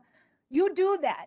All these other people that you have believing in all your BS, you went there so that you could get their support for your run. You didn't go there for any other kind of support except for yourself. It's shameful that these people even got on and wanted to talk about their city and their county. Sheriff Villanueva has absolutely no business there. He's got a shit show going on over here, and he's not even accomplishing what he should be over here. Seriously, have Angela Walton contact me so that we can discuss the appalling, horrific problems that your department has going on at Century Regional Detention And that Facility. does conclude your time. And next we will hear from Leticia Vasquez. You're unmuted. Please go ahead, Leticia. Hi, good afternoon, everybody. I'd like to say that we all know, and it's not a thing of disputing or not disputing, the help is needed for the homeless. They need to be housed, and a lot of the issues also come from the rents that are extremely high from these landlords that are getting rich and having people get evicted because they can't afford rent. So a lot of it comes from that too. Now, all these people calling from Venice, the only reason why you guys are calling is because it's in your backyard now. But it's been in our backyard, in the county, in the city, downtown, everywhere for years. I haven't seen you guys outreach and try to help with all your millions and your tax dollars and everything that you claim that you're paying. So that's the only reason why you're here, is to protect your little pretty city and make sure that it's right for you and that your property value doesn't go down. Villanueva is just taking advantage of you guys and taking care and making sure that he uses you so that he can keep on promoting his run campaign. I am a victim of police brutality. My son was murdered on October 6, 2019. Today, he would be turning 39 years old. It is a difficult day for me, very extremely difficult to be here and to hear so many families that have been victims of this, and I don't see that Villanueva is helping out. On the contrary, I still don't even know what these officers look like. I don't even know what they did with these officers after murdering my son in my face. They murdered him cold blood. So a lot of these people who want to say that Villanueva is everything and he's the shit, he ain't nothing. He's just an outright liar. And he's not even on this call. He left a long time ago. That's a disrespect to everybody that is here. And I wish he would show his face and not leave, because we have a lot to say to him. Protect the people, help the people that are in mental crisis. Don't just keep on killing our loved ones. Help. You're a disgrace. Thank you. Thank you. And the next comment will come from Rachel Camacho. You are unmuted. Please go ahead, Rachel. Thank you for allowing me to speak. My name is Rachel. I'm a community activist focusing specifically on Latino and Hispanic issues. I'm extremely disappointed and horrified with this body of appointed officials, and I highlight appointed, meaning some or most of you do nothing to hold your current position other than to be a mouthpiece for the Board of Supervisors. I have personally worked directly with the Sheriff Department on community outreach on various projects, including food drives, vaccine clinics, and I have personally facilitated meetings between the members of the community and the Sheriff's Department. For some of the civilian oversight members to minimize or criticize what the Sheriff is doing in the community is counterproductive and outright scandalous. The board's criticism, pettiness against the Sheriff is a testament of the board's disconnect and out of touch reality with the community. The board's action should be to collaborate with the Sheriff to help the Sheriff's Department evolve, and not to sit there every single meeting spewing out criticism, insults, and recruiting anti-police radicals, including the clown from the ACLU speaker you recruited to speak and his anti-police colleagues. They all give the same speech here as they did at the Board of Supervisors meetings. How pathetic for some of the same old clowns trying to brainwash the community into believing the radical rhetoric. Get a job, the gig is up. We all know you are all recipients of the board's monetary funds. I speak for the LA County Latinos community. We 100% support Sheriff Villanueva and his department. Thank you. Thank you. And the next comment will come from Mark Galanti. Please go ahead with your comment, Mark. Hello, thank you. I want to talk about the unhomed for a second, in the sense that we know that there have been rape among the women that are unhomed. There have been hate crimes and racism against the Black and brown in the community of the unhomed on Venice Beach. Seniors have been attacked, dogs stolen. And so I hope that we are concerned about them, and that we appreciate the sheriff actually being there to help those unhomed and help them with his team deal with this crisis. They need help, and all the different organizations need to work together to find solutions, because the people really being hurt are those that are living along the beach there in the encampments. So I appreciate having the sheriff, as well as all the other organizations that are helping to place people and protect them. Thank you. Thank you. And the next comment will come from Sean O'Brien. Sean, you are unmuted. Please go ahead. Yes, hi, thank you. Can you hear me? Yes. Oh, great. Just a little bit of background here. 2013, Bonin got elected. Venice had about 167 homeless persons per LASA's count. Then we come to 2016 when Prop 47, Prop 57 got passed. Then we had COVID come in, and the homeless came to Venice. They did not shelter in place as was asked by the CDC. Now, 2021, we have about 3,000 homeless people. Again, they're not from here. They're from out of the city, out of the county, out of the state. Some are even from out of the country. And it's due to the lack of the laws and law enforcement. This has been a manufactured crisis for over 30 years. Garcetti was city council, then a mayor. Bonin has been working since Ruth Galanter days. They keep pandering to the developers. The developers keep knocking down RSO units and building luxury market rate units. This is not a housing crisis. This is a drug, alcohol, addiction, mental health crisis. We've had a 30% increase in overdose deaths since last year's all-time high. This is per the LA Times. So this has to do more about opioids, fentanyl, and meth than it does to do about lack of housing. What scares me the most is we're dealing with a population that is 0.67%. That's less than 1% of LA County's population, and yet we're throwing billions of dollars in resources due to failed leadership. Venice population of homelessness is over 6%. So the housing first strategy has failed us. Please use a carrot and stick approach when dealing with this. Listen to Andy Bales of the Skid Row Mission and support our sheriff. Thank you.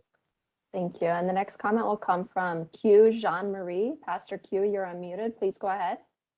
Thank you. God has a way of working. Thank you very much. Pastor Q from the Church Without Walls in Skid Row. Let's be clear. There are 90,000 overdoses in this nation due to COVID-19, the most ever in this nation. It's not just happening on our streets. The greatest crime is the decades of displacement and gentrification of Black and brown community members out of Venice. We're even trying to save a historically Black church in Venice. We know what was done at Bruce Beach. All of these coastal communities have gentrified and pushed Black folks out of their communities. In recent years, we had $100 million allocated towards houselessness. 85% of it went to law enforcement. What's happening now is you have 100,000 folks who are houseless in Los Angeles with 15,000 beds. Where are you going to put the folks that you're taking out of Venice? In jail? We've got the largest jail system in the world. We're sitting here playing hot potato and trying to flip things around and the issue is not dealt with. Someone said the housing first approach has not worked. There has never been a housing first approach. Never, ever has there been a housing first approach. The missions in Skid Row, some of them have been there for over 100 years. This houseless issue is just is just huge now, but the problem hasn't been in the past 20 years or 30 years, as some of the folks said, we have our house for 20 and 30 years. No, this housing issue has been a political failure for over 100 years. And understand this, the greatest crime being committed right now is the crime of displacement, the crime of public policy failure that has gone on for so long. And now everybody want to get the homeless people off the streets as soon as possible. Well, we want them housed as soon as possible, not off the street and into jails. Thank you. Thank you. And the next comment will come from Heidi Ho. You are unmuted. Please go ahead, Heidi. Oh, hi, my name is actually Heidi Roberts, is the nickname Heidi Ho. I am the founder of Haven Shared Housing. It's a peer-based supportive shared housing organization that my husband and I created and fund. And so far in the past 3 years, we've created housing for more than 170 people. We have an 80% success rate. So that is 80% of our residents are still housed and thriving. And I, was sort of skeptical when the sheriff first arrived in Venice. And I watched the host team as they connected with the people without homes. And while at first I was skeptical, what I witnessed was them using these classic and proven peer techniques. It's the same techniques that we use at Haven, where they're able to connect quickly and easily with people who are living without homes. And I personally watched them effectively help multiple people move off of the streets and into proper shelter so that they could start the long process of working through the trauma that made them homeless in the first place. In my mind, nothing is perfect right now, clearly, in the homelessness world in Los Angeles, but our government has spent more than $6 billion in the past 6 years, and no one has really taken action, and that is until the sheriff came to town. His arrival actually prompted our local government officials and local social service agencies to finally take the action that they've avoided for years. So my final 2 points is that from a humanitarian perspective, I saw that their host team was using proven techniques to really connect with people. I didn't see it as a law enforcement effort, but rather as a connective effort. And then secondly, I'm really pleased that they came to Venice because it's just finally forcing our government to take this seriously. We went from 4 people a day dying on the streets to 5 people a day to 6 people a day. What's it going to be? I mean, more and more people are dying every single day, and we've got to do something. And at least we started something wonderful. Thank you. Thank you. And the next comment will come from Hilda Pedroza. You are unmuted. Please go ahead with your comment, Hilda. Yes, hello. My name is Hilda Pedrosa. I'm the sister of David Ordaz Jr., who was murdered March 14, 2021. And I am calling in behalf of my family and all the Chicanx and Latinx in East LA, where LASD actually has jurisdiction. These actions to help the homeless should be done in the places where LASD has jurisdiction. They don't need to go out.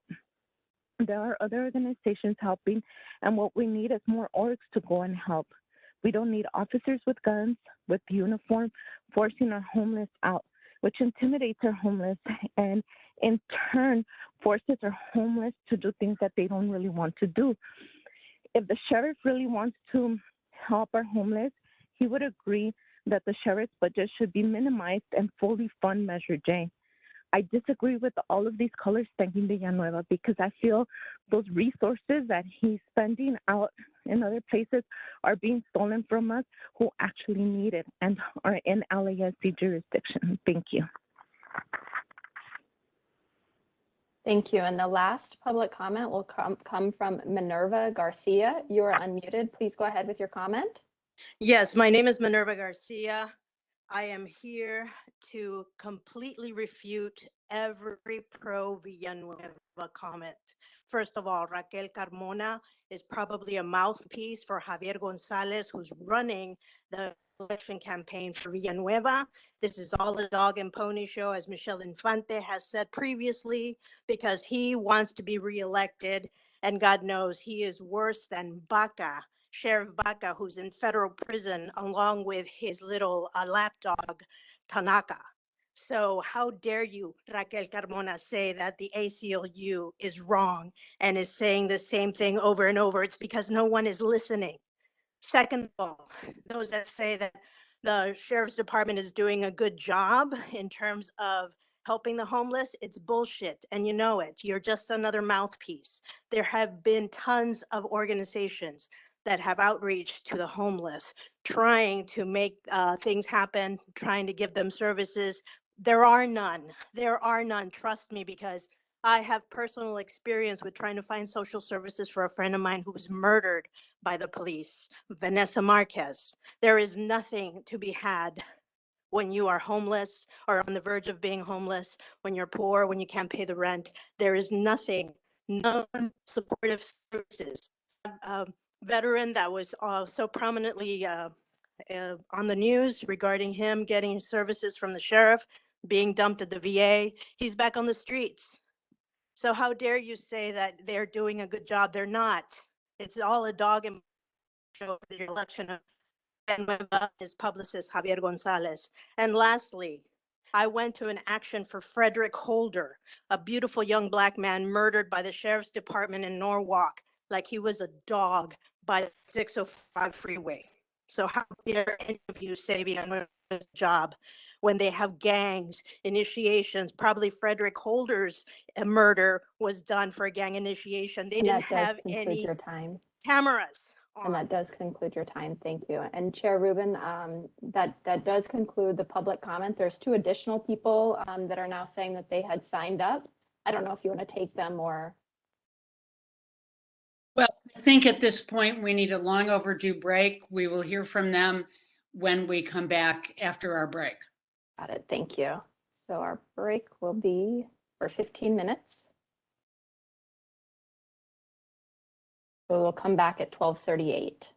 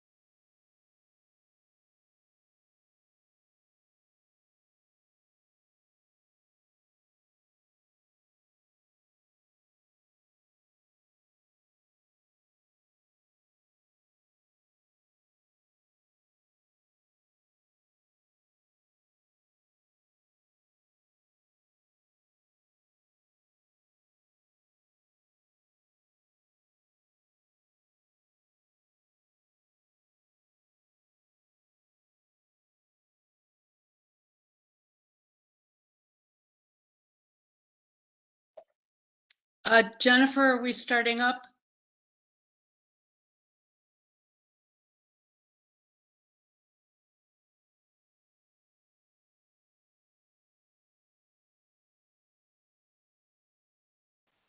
Yes, if all of the commissioners, those of you who are panelists, if you're back in front of your computer, please turn your camera on so that we know that you are there.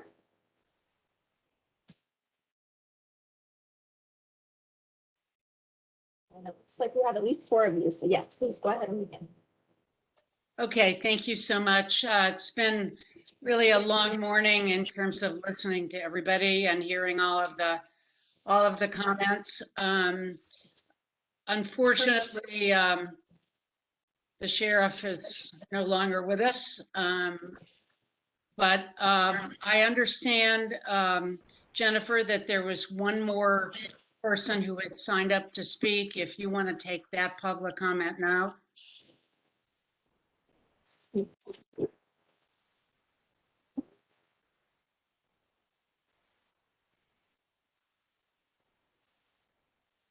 It looks like they have logged off the system. Okay. Somehow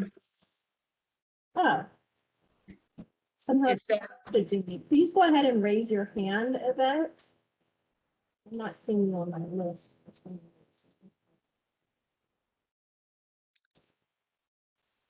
Okay, so is she gone? She's messaging me. Okay, let's see. So Yvette, are you able to speak now? Yes, can you hear me? Yes, we do. Please go ahead. Yeah, thank you so much. Yvette LA with Dignity and Power Now. So you heard a lot from homeowners today, but noticeably absent from these public comments are the voices of houseless people, people with unmet mental health needs and substance use needs. Today, I'm speaking to you as a Latina immigrant, a survivor of sexual assault, who has actually experienced houselessness. What would have helped me and my family was housing and services, not the sheriff. It's preposterous to hear a previous speaker claim that Latinx people support the sheriff. We don't. Latinx people have been disproportionately killed and incarcerated by LASD, and you heard from some of those Latina mothers today, and I thank them for their courage. Some of the comments today are nothing short of segregationist. When previous speakers talk about dangerous looking people, vagrants, and looters, we know that this is a dog whistle for Black, brown, and poor people. And when they speak about normal taxpayers and business owners, they are talking about wealthy white people. They care more about their property than human beings. I do, however, agree that this is a result from a failure of leadership. The failures of the Board of Supervisors to invest in housing and public health solutions and divest from policing and incarceration. But the issue did not happen overnight. It is a product of decades of divestment from our communities of color. The idea that the sheriff is under-resourced is laughable. The department has a $3.3 billion budget. That's the problem. The county should be divesting from punitive systems that target and harm Black, brown, and poor communities and invest in the things that actually keep our communities safe, like housing. We all want to be safe. But what is empirically proven to be most effective in ensuring public safety is not policing and incarceration. It is a public health approach that does not criminalize our most vulnerable. Arrest and displacement cause irreparable harm to our unhoused community members. Criminalizing our unhoused community members creates a continuing cycle of reincarceration and entrapment in the criminal legal system, which is costly and depletes resources that would be better used providing community-based services. Our folks need care, not cages. We need alternatives to 911, not LASD. Thank you. All right, thank you. We always seem to run out of time. We have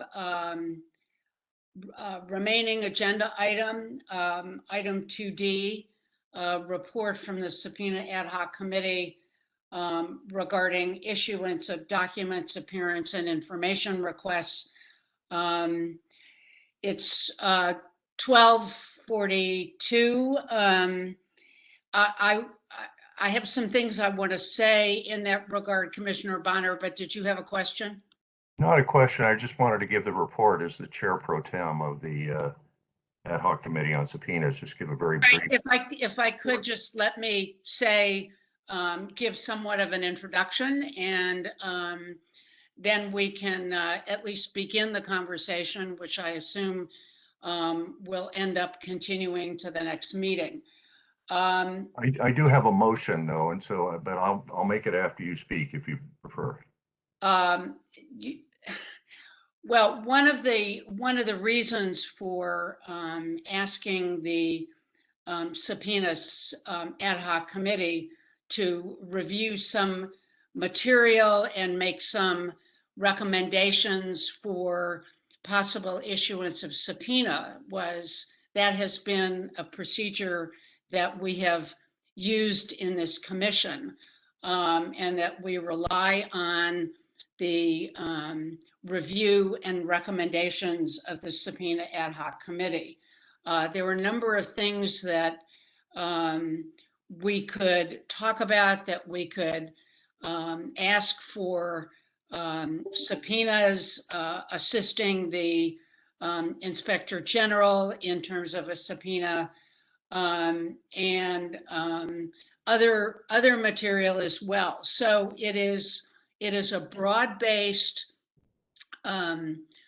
review, and at this point, if you want to begin the conversation, Commissioner Bonder, please go ahead. Yeah, the ad hoc committee on subpoenas met on July 9th, and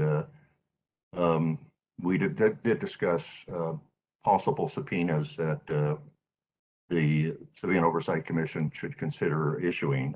We did discuss, for example, issuing possibly a subpoena ducis tecum to support the IG's request for documents from the sheriff. It was the consensus, I think the unanimous consensus of the committee, which is made up of 4 commissioners, that the IG should proceed himself in terms of his own subpoena authority with respect to that issue, because we did not study in detail the precisely the documents that he might want to request.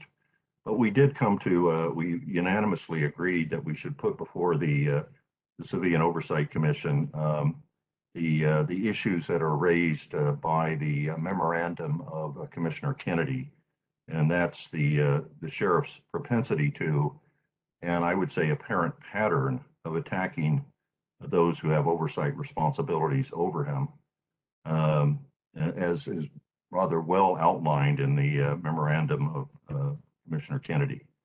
So the ad hoc committee unanimously approved requesting, and I'll make this a motion, that the full commission authorize the issuance of a subpoena to the Sheriff Villanueva personally, to appear at our next regularly scheduled commission oversight commission meeting to answer questions about his conduct with respect to that matter. We see this subpoena as part of a broader inquiry by the commission, fact-finding inquiry regarding whether the sheriff is abusing his power by attempting to intimidate public officials who have oversight responsibilities of the sheriff and the Los Angeles Sheriff's Department. I won't go into detail on what's in the memo. It is attached, Commissioner Kennedy's memo is attached to the agenda, but I will call on Commissioner Kennedy if he wishes to speak to outline briefly the concerns that are set forth in that memo, or whether you want to defer that to the next meeting when presumably we will have the sheriff in front of us, assuming that he responds to our subpoena. One other thing I would add in terms of the motion to subpoena the sheriff on this issue is that we recommend that the subpoena be issued pursuant to all of the Oversight Commission's authorities, but particularly including our independent subpoena authority under Measure R. And I say that only because occasionally we have disagreement with county council as to what our powers are. And I want it to be expressed that we are proceeding, at least in part, in terms of subpoena authority under our own independent authority that's been given to us by the voters under Measure R.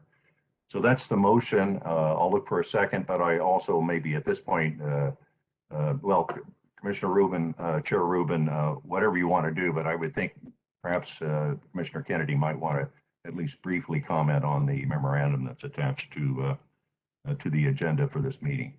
I agree. Commissioner Kennedy? Well, the hour is getting late, and the memo speaks for itself.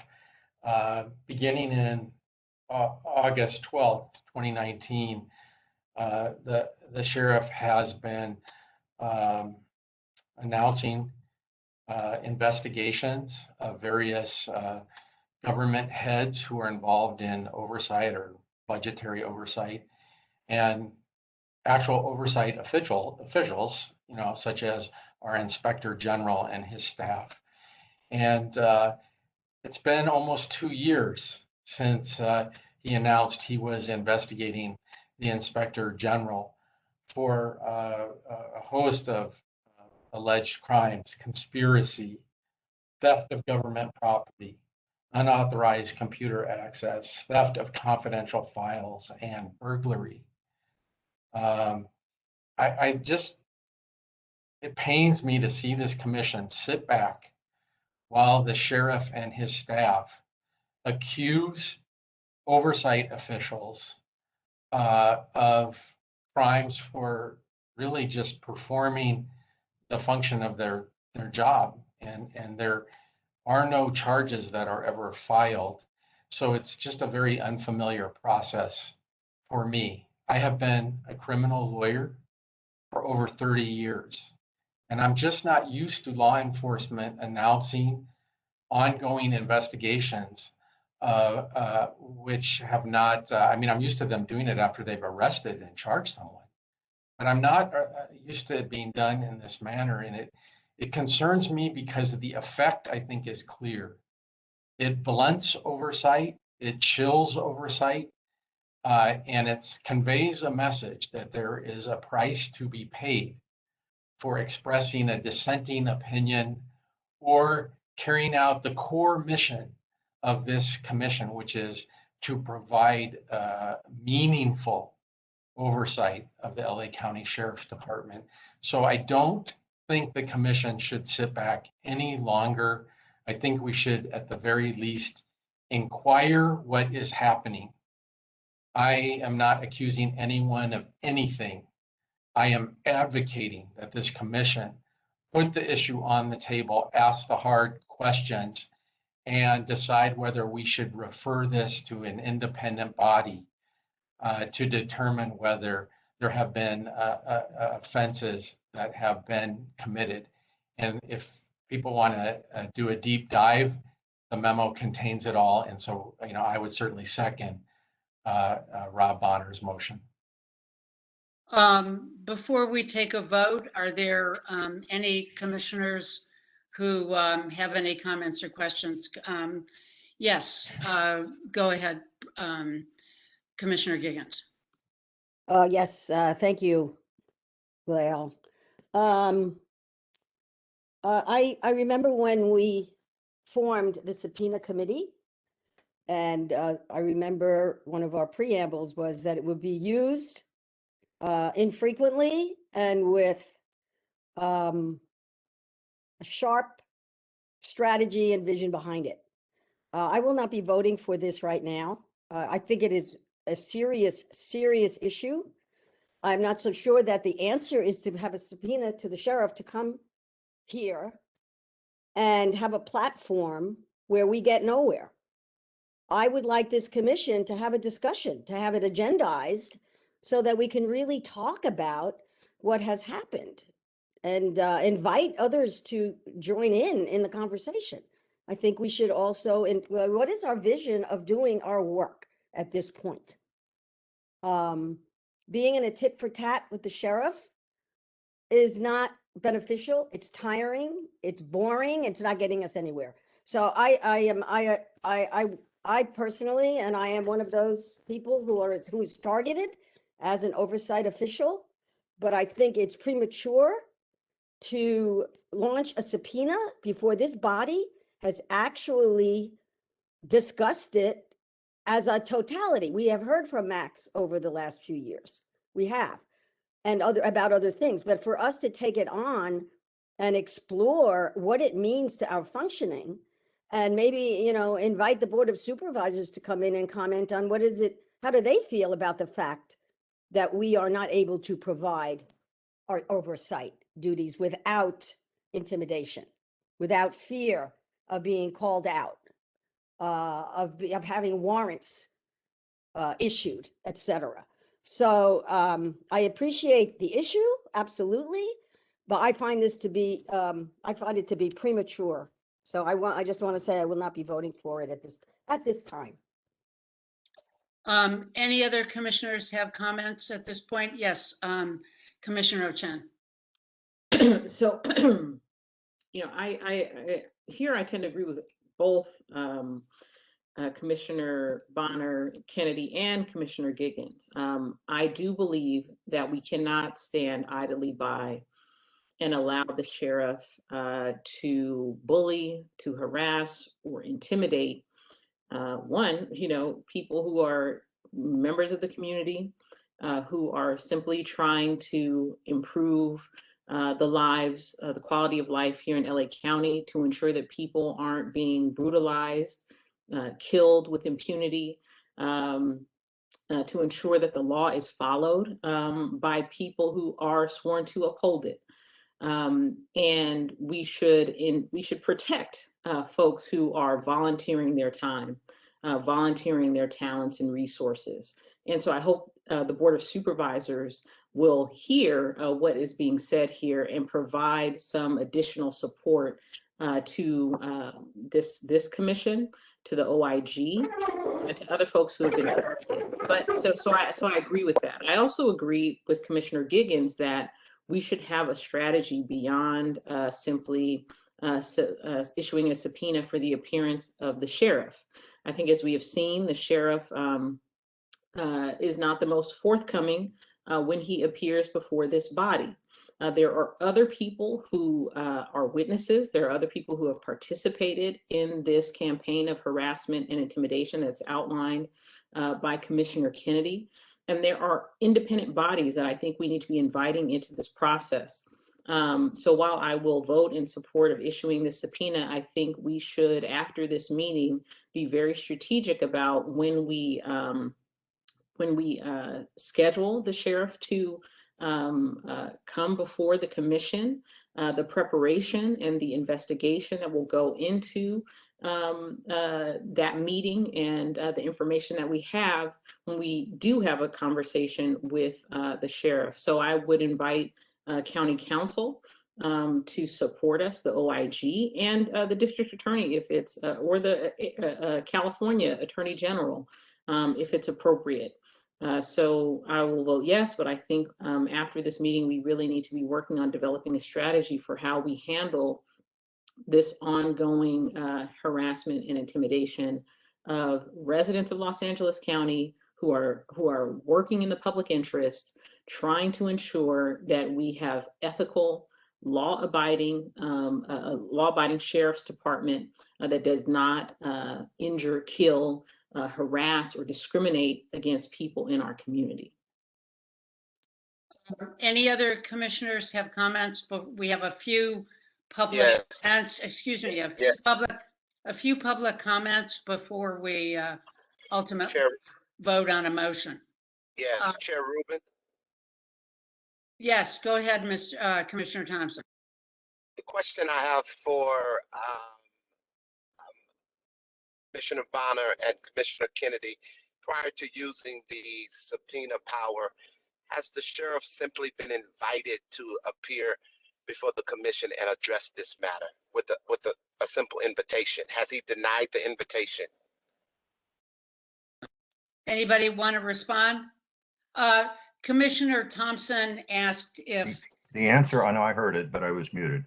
No, the answer is no, we have not informally invited the sheriff. We did consider that.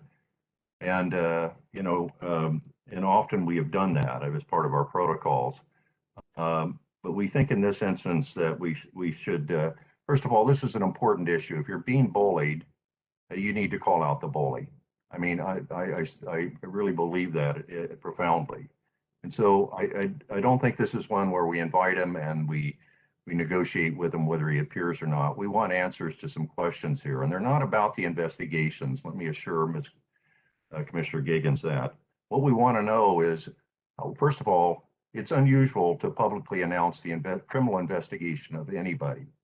That's unusual. Frankly, it's unethical. And I want to ask the sheriff about, so why did he authorize publicly announcing criminal investigations of persons that have oversight responsibilities over him, like the IG and others? And then we need to know from him If he really thought that there was some criminal, something to investigate, and it's a person that has oversight over him and his department, why in the world would he not understand that he has a conflict of interest, that he must not proceed his department? He's got to refer that to some other agency, which he evidently hasn't done. So these are the questions. We need to have some answers to these questions. And I don't think it's premature to do that. And I think we should do it. And I don't think this is a situation where we ask him to come and then he doesn't come, and then we have to come back to the commission again in September to get a subpoena authorized, and then we're into October and so forth. We should get answers to these questions in the near term and not let it be delayed, because it's not just one person here. It's multiple people, and it appears to be an intimidating tactic, given the fact that it's not appropriate to publicly announce criminal investigations before any arrest or charges are made. That's not appropriate, and it's not appropriate for a law enforcement agency to be investigating persons that have, by law, oversight responsibilities over him and his agency. All right. Do we have any other commissioners? Yes, Commissioner Tolentino, go ahead. I will be supporting the motion. I don't think it's premature at all. I think it's the first step that we need to take as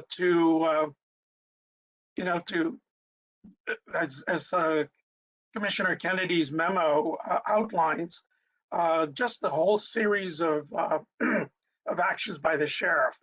I think if we delay it anymore, we lose that sense of urgency. We lose our ability to take an immediate step because of the way we're constructed of one meeting a month. I agree with what Commissioner Bonner was saying. It was part of our conversation as part of the ad hoc committee. I think we need to take this first step. Any other commissioner comments before we go to the few public comments that we need to do before we vote? Commissioner Harris. Yeah, I will just say to Commissioner Thompson, in the discussions with the ad hoc, I took your position. I still believe it's always best to ask someone for voluntary compliance, and then if you need to issue a subpoena. That being said, this is a unique situation. So in this situation, I do agree with Judge Bonner and Commissioner Tolentino and Commissioner Kennedy that no, we do need to move forward with this. We need to have answers for this. This is wholly inappropriate in our view. So although I ordinarily would absolutely agree with you, I think this situation is unique enough that we need to move forward with all due haste. All right, Jennifer, I understand we have 5 public comments, so let's take those before we vote. Okay, and will we take them at 2 minutes, or are we reducing the time to 1 minute? No, let's do the 2 minutes. Okay, and our first comment will come from Sahara White. You are unmuted. Please go ahead with your comment, Sahara. Hello. Hi, my name is Sahara, pronoun she, her, hers, from DPN. And with the passing of AB 1185, a sheriff like Villanueva, who is committed to subverting the power of civilian oversight in LA County, can no longer contest with the legitimacy of commission or defy the authority to subpoena. Villanueva truly has nothing to stand for. You have state laws and a resounding number of residents across the county, including the 1.3 million voters of Measure R to support you. The historic passage of Measure R and the nationwide political uprising laid the groundwork for the reintroduction of passing of AB 1185. The call for oversight grows even more urgent as the Sheriff Department continues to fail in providing transparency and accountability, or even recognizing the role of the Commission. Thank you. Thank you. And before we move on to the next speaker, we'll have an announcement in Spanish. Buenas tardes. Si necesita traducción de sus comentarios, simplemente diga la palabra español antes de empezar a hablar, y alguien le dará instrucciones para cómo proceder con sus comentarios. Gracias. Thank you. And the next speaker will be Gina Viola. Please go ahead with your comment, Gina. Gina Viola, you're unmuted now. Please go ahead with your comment. Hi, I'm sorry about that. I would just like to follow up on what the previous caller was pointing out about Measure R. Not only is it not premature, it's voter mandated that you issue these subpoenas. And I'm sorry, Commissioner Giggins, if that's boring. Frankly, I'm bored with these monthly meetings that seem to get nowhere as well. Bored actually isn't the right word. It's more like infuriated and scared for my community, because it's clear that we have a sheriff that answers to no one. And not only does he answer to no one, he continues to vilify those that question him. So not only should you issue the subpoena, but I would implore this board to work in between meetings, or however you need to do it more frequently, to do something about this. I don't understand how many meetings we've had where we've all been exasperated by the fact that this sheriff just continues to laugh in the face of any kind of accountability, any kind of oversight. Yeah, that's it. Thank you very much. Thank you. And next we'll hear from Q Jean-Marie. You're unmuted. Please go ahead, Pastor Q. Yes, thank you. The sheriff is smart, and he knows who to target. He uses the most volatile issue to shift attention from his actions in the places of his jurisdictions. Intimidating people who has oversight over you is nothing short of gangster.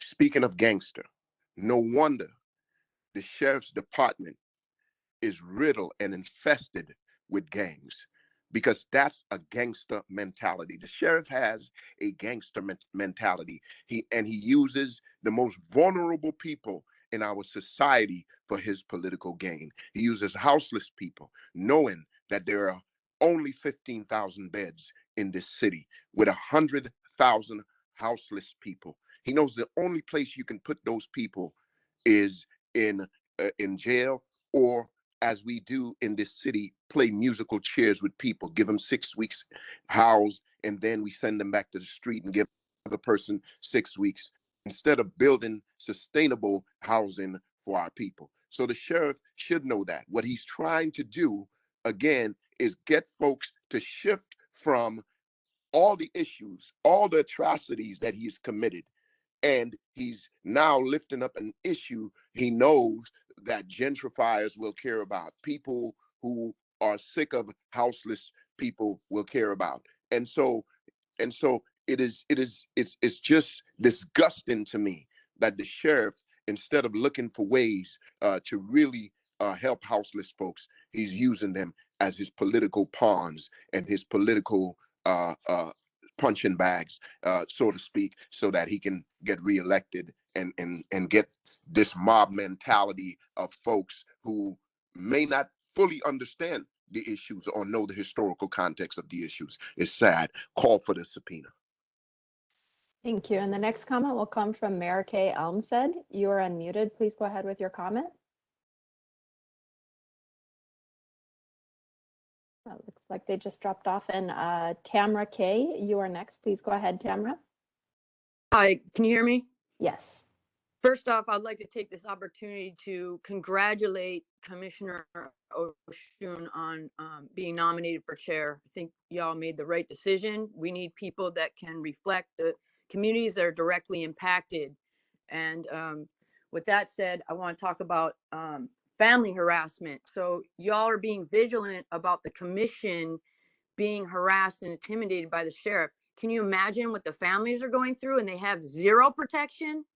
Who do you go to when the people that are paid or to serve and protect, which is a lie, that have killed your loved one, and then continually drive by your home, drive by vigils, harassing family members, kidnapping a family member, putting them in the back of a car? In a case of Paul Reyes' sister, Ryan Twyman's family, having vigils and birthdays that they roll up on. Of the Vargas family living really close to the East LA department, being continually harassed. If y'all are intimidated and you feel a way about being harassed by the sheriff, imagine what they're doing to these families. And I agree with Mrs. Vargas that not enough is being done. And yes, he needs to be subpoenaed, but I also feel like the sheriff needs his time his time on here needs to be limited because the public needs to have input here, right?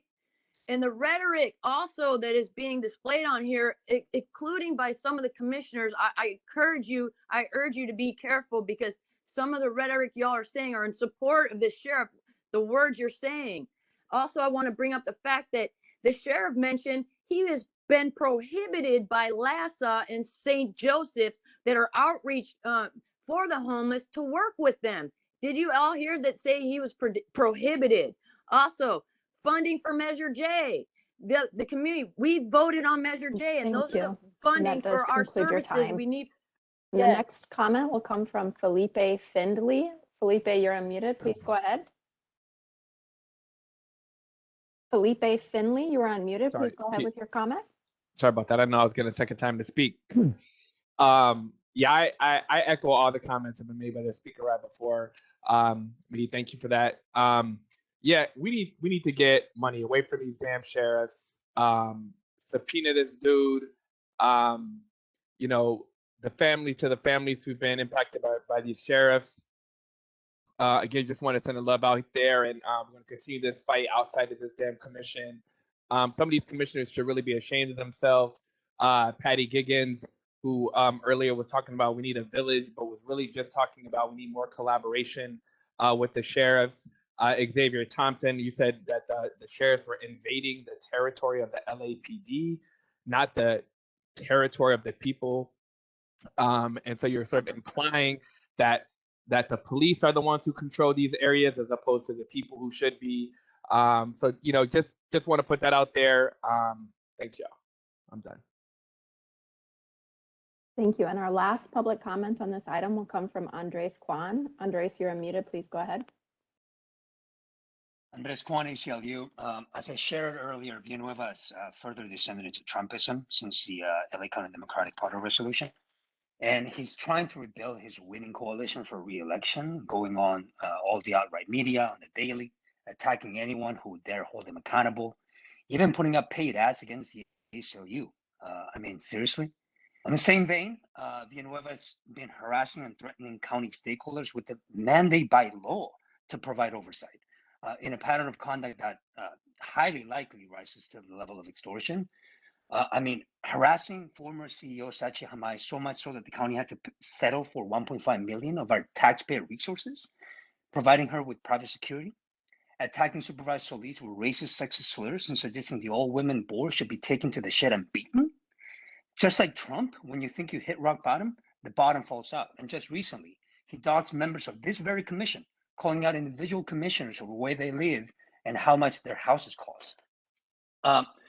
Now is the time to use your power of subpoena courageously and do everything you can to hold Villanueva and his department accountable. Pursue subpoenas actively, zealously, take him to court if you have to, have him declared to be in contempt of court. And so, yes, move forward today with the subpoena. And more importantly, we need structural change. And while the commission may have eyes into LAC with subpoena power, you still have no teeth, no power to pass binding policies, no power of accountability. So you should actively support efforts to change the very county and state laws, most of which were enacted more than 100 years ago, that still provide for a Wild Wild West racist, genocidal sheriff with powers they should not have in the 21st century. We need stronger checks and balances, which Villanueva revealed we don't currently have. For one, the COC should have greater powers, binding over the sheriff. And just as Congress has the power and duty to impeach and remove a president, the board, our county civilian elected representative government body, should be able to impeach and remove the sheriff who engages in willful or corrupt misconduct in office. Thank you very much. And that does conclude public comment for this item. Thank you. I want to make clear what the motion is and who has seconded it. So Commissioner Bonner, if you have a motion, would you state the motion, please?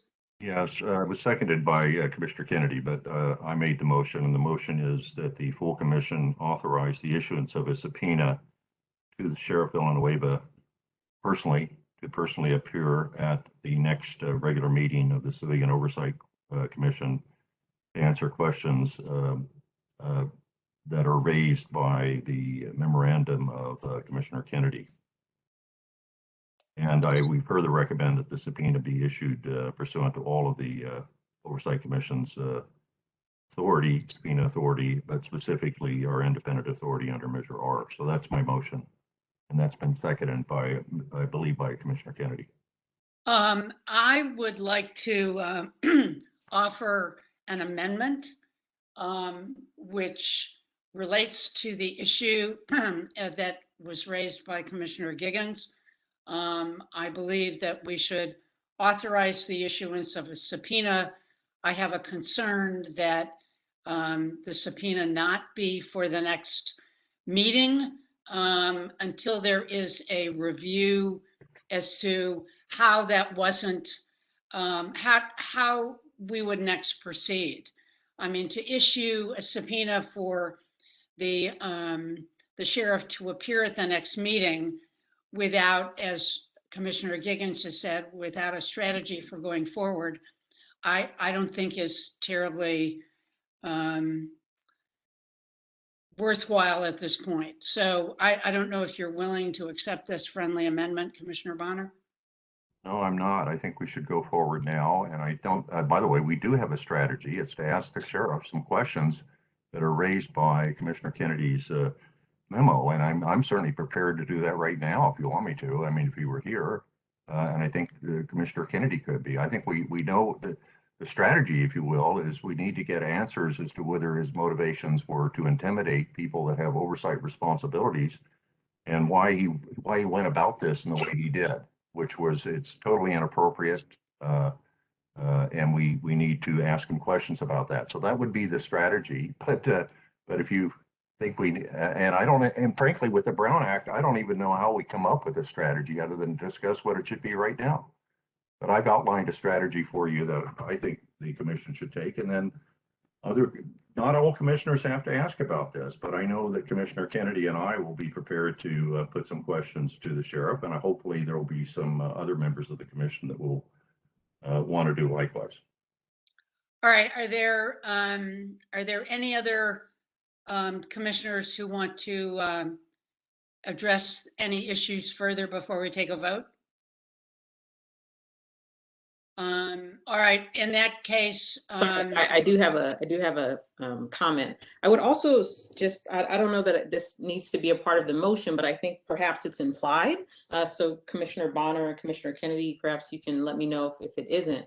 But I would expect that between now and September, since we're not meeting it in August, that our staff would be working diligently to research this issue along with County Council and the OIG to provide the commission with a memorandum in terms of the background of the use, what I consider to be the harassment of oversight officials, with advice on the kinds of questions that we should be asking, the kind of materials that we should be seeking, and questions posed to the sheriff in advance with a request for a written response prior to our meeting in September. So that means we would have roughly 60 days to draft such a memorandum, to pose such questions, to determine what kind of additional information beyond the sheriff's verbal testimony that we would need to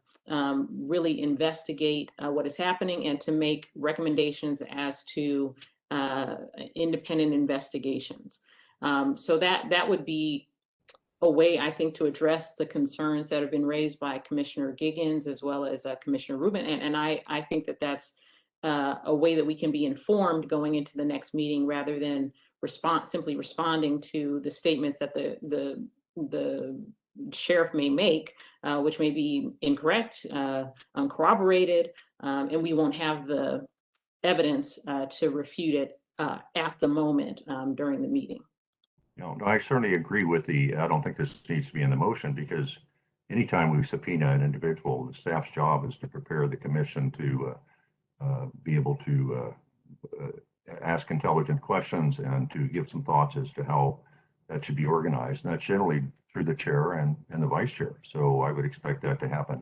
I don't agree, though, that we should necessarily rule it out, but I don't agree. I think that should be subject to some discussion whether we would give the sheriff the questions in advance. Not saying we shouldn't, but that strikes me as a little bit unusual, and I would be wary about setting that precedent in terms of any witness that comes before the commission, that they get the questions in advance.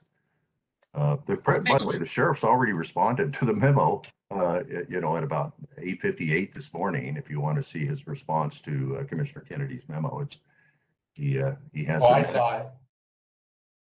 Yeah, go ahead, Sean. I'm sorry. I mean, I saw it. It's. I think it just highlights the need for this commission to act. And the advantage of a subpoena, obviously, is it's a formal proceeding.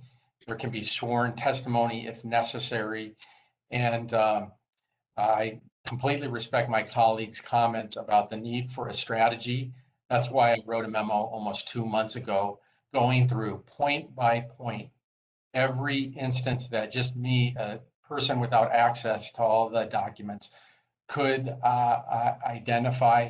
And I think it calls out for questions like, why does the sheriff think he does not have a conflict of interest?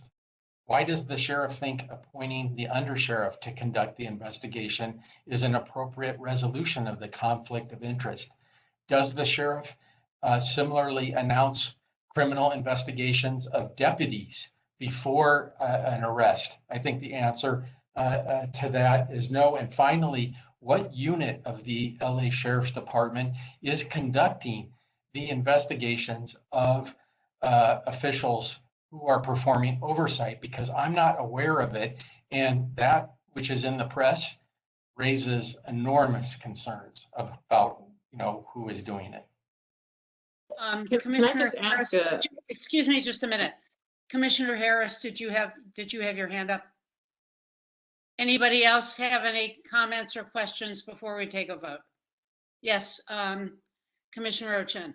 It's not necessarily relevant to the motion, but I did want to know if the memo that was circulated to the commission has been forwarded to the AG's office or to the district attorney's office or the board of supervisors. Obviously, it's public, but has it specifically been sent to any of these bodies? I would just say that's a question that the Civilian Oversight Commission as a body should consider after we examine the sheriff on this issue and have a further discussion as to whether we need further witnesses or whether it should be referred. So, but I think that's if it's going to be done, it's going to be done by the Civilian Oversight Commission. We're going to make a formal referral if we think it's appropriate, which gets into a legal issue, by the way, whether the conduct is such, the pattern of conduct is such that it potentially violates a section of the penal code that relates to extortion of public officials. That's my response to that. Commissioner Kennedy may have something further on that. But. Are we ready to take a vote? It's now 20 after 1. Anybody else want to say anything before we vote? Ruben, if I might, I heard the comments concerning staff preparing a memorandum for the commission, which I completely agree with. We will do that, and we'll work by and through either the ad hoc committee and or the chair and vice chair to do so, to make sure we have proper direction. All right, Ingrid, would you take a vote, please? Yes. Just for the sake of clarification, would you mind repeating the motion one more time, Commissioner Bonner? No. Motion is that the full committee, the Civilian Oversight Commission, authorize the issuance of a subpoena personally to the sheriff for him to personally appear at the next regular meeting of the Civilian Oversight Commission to answer questions about the conduct that's outlined in the Commissioner Kennedy's memorandum. And we further recommend that the subpoena be issued pursuant to all of the Oversight Commission's subpoena authority, but specifically our independent authority under Measure R to issue subpoenas. That's the motion. Thank you so much. Commissioner Thompson? Yes. Vice Chair Tolentino? Yes. Commissioner Giggins?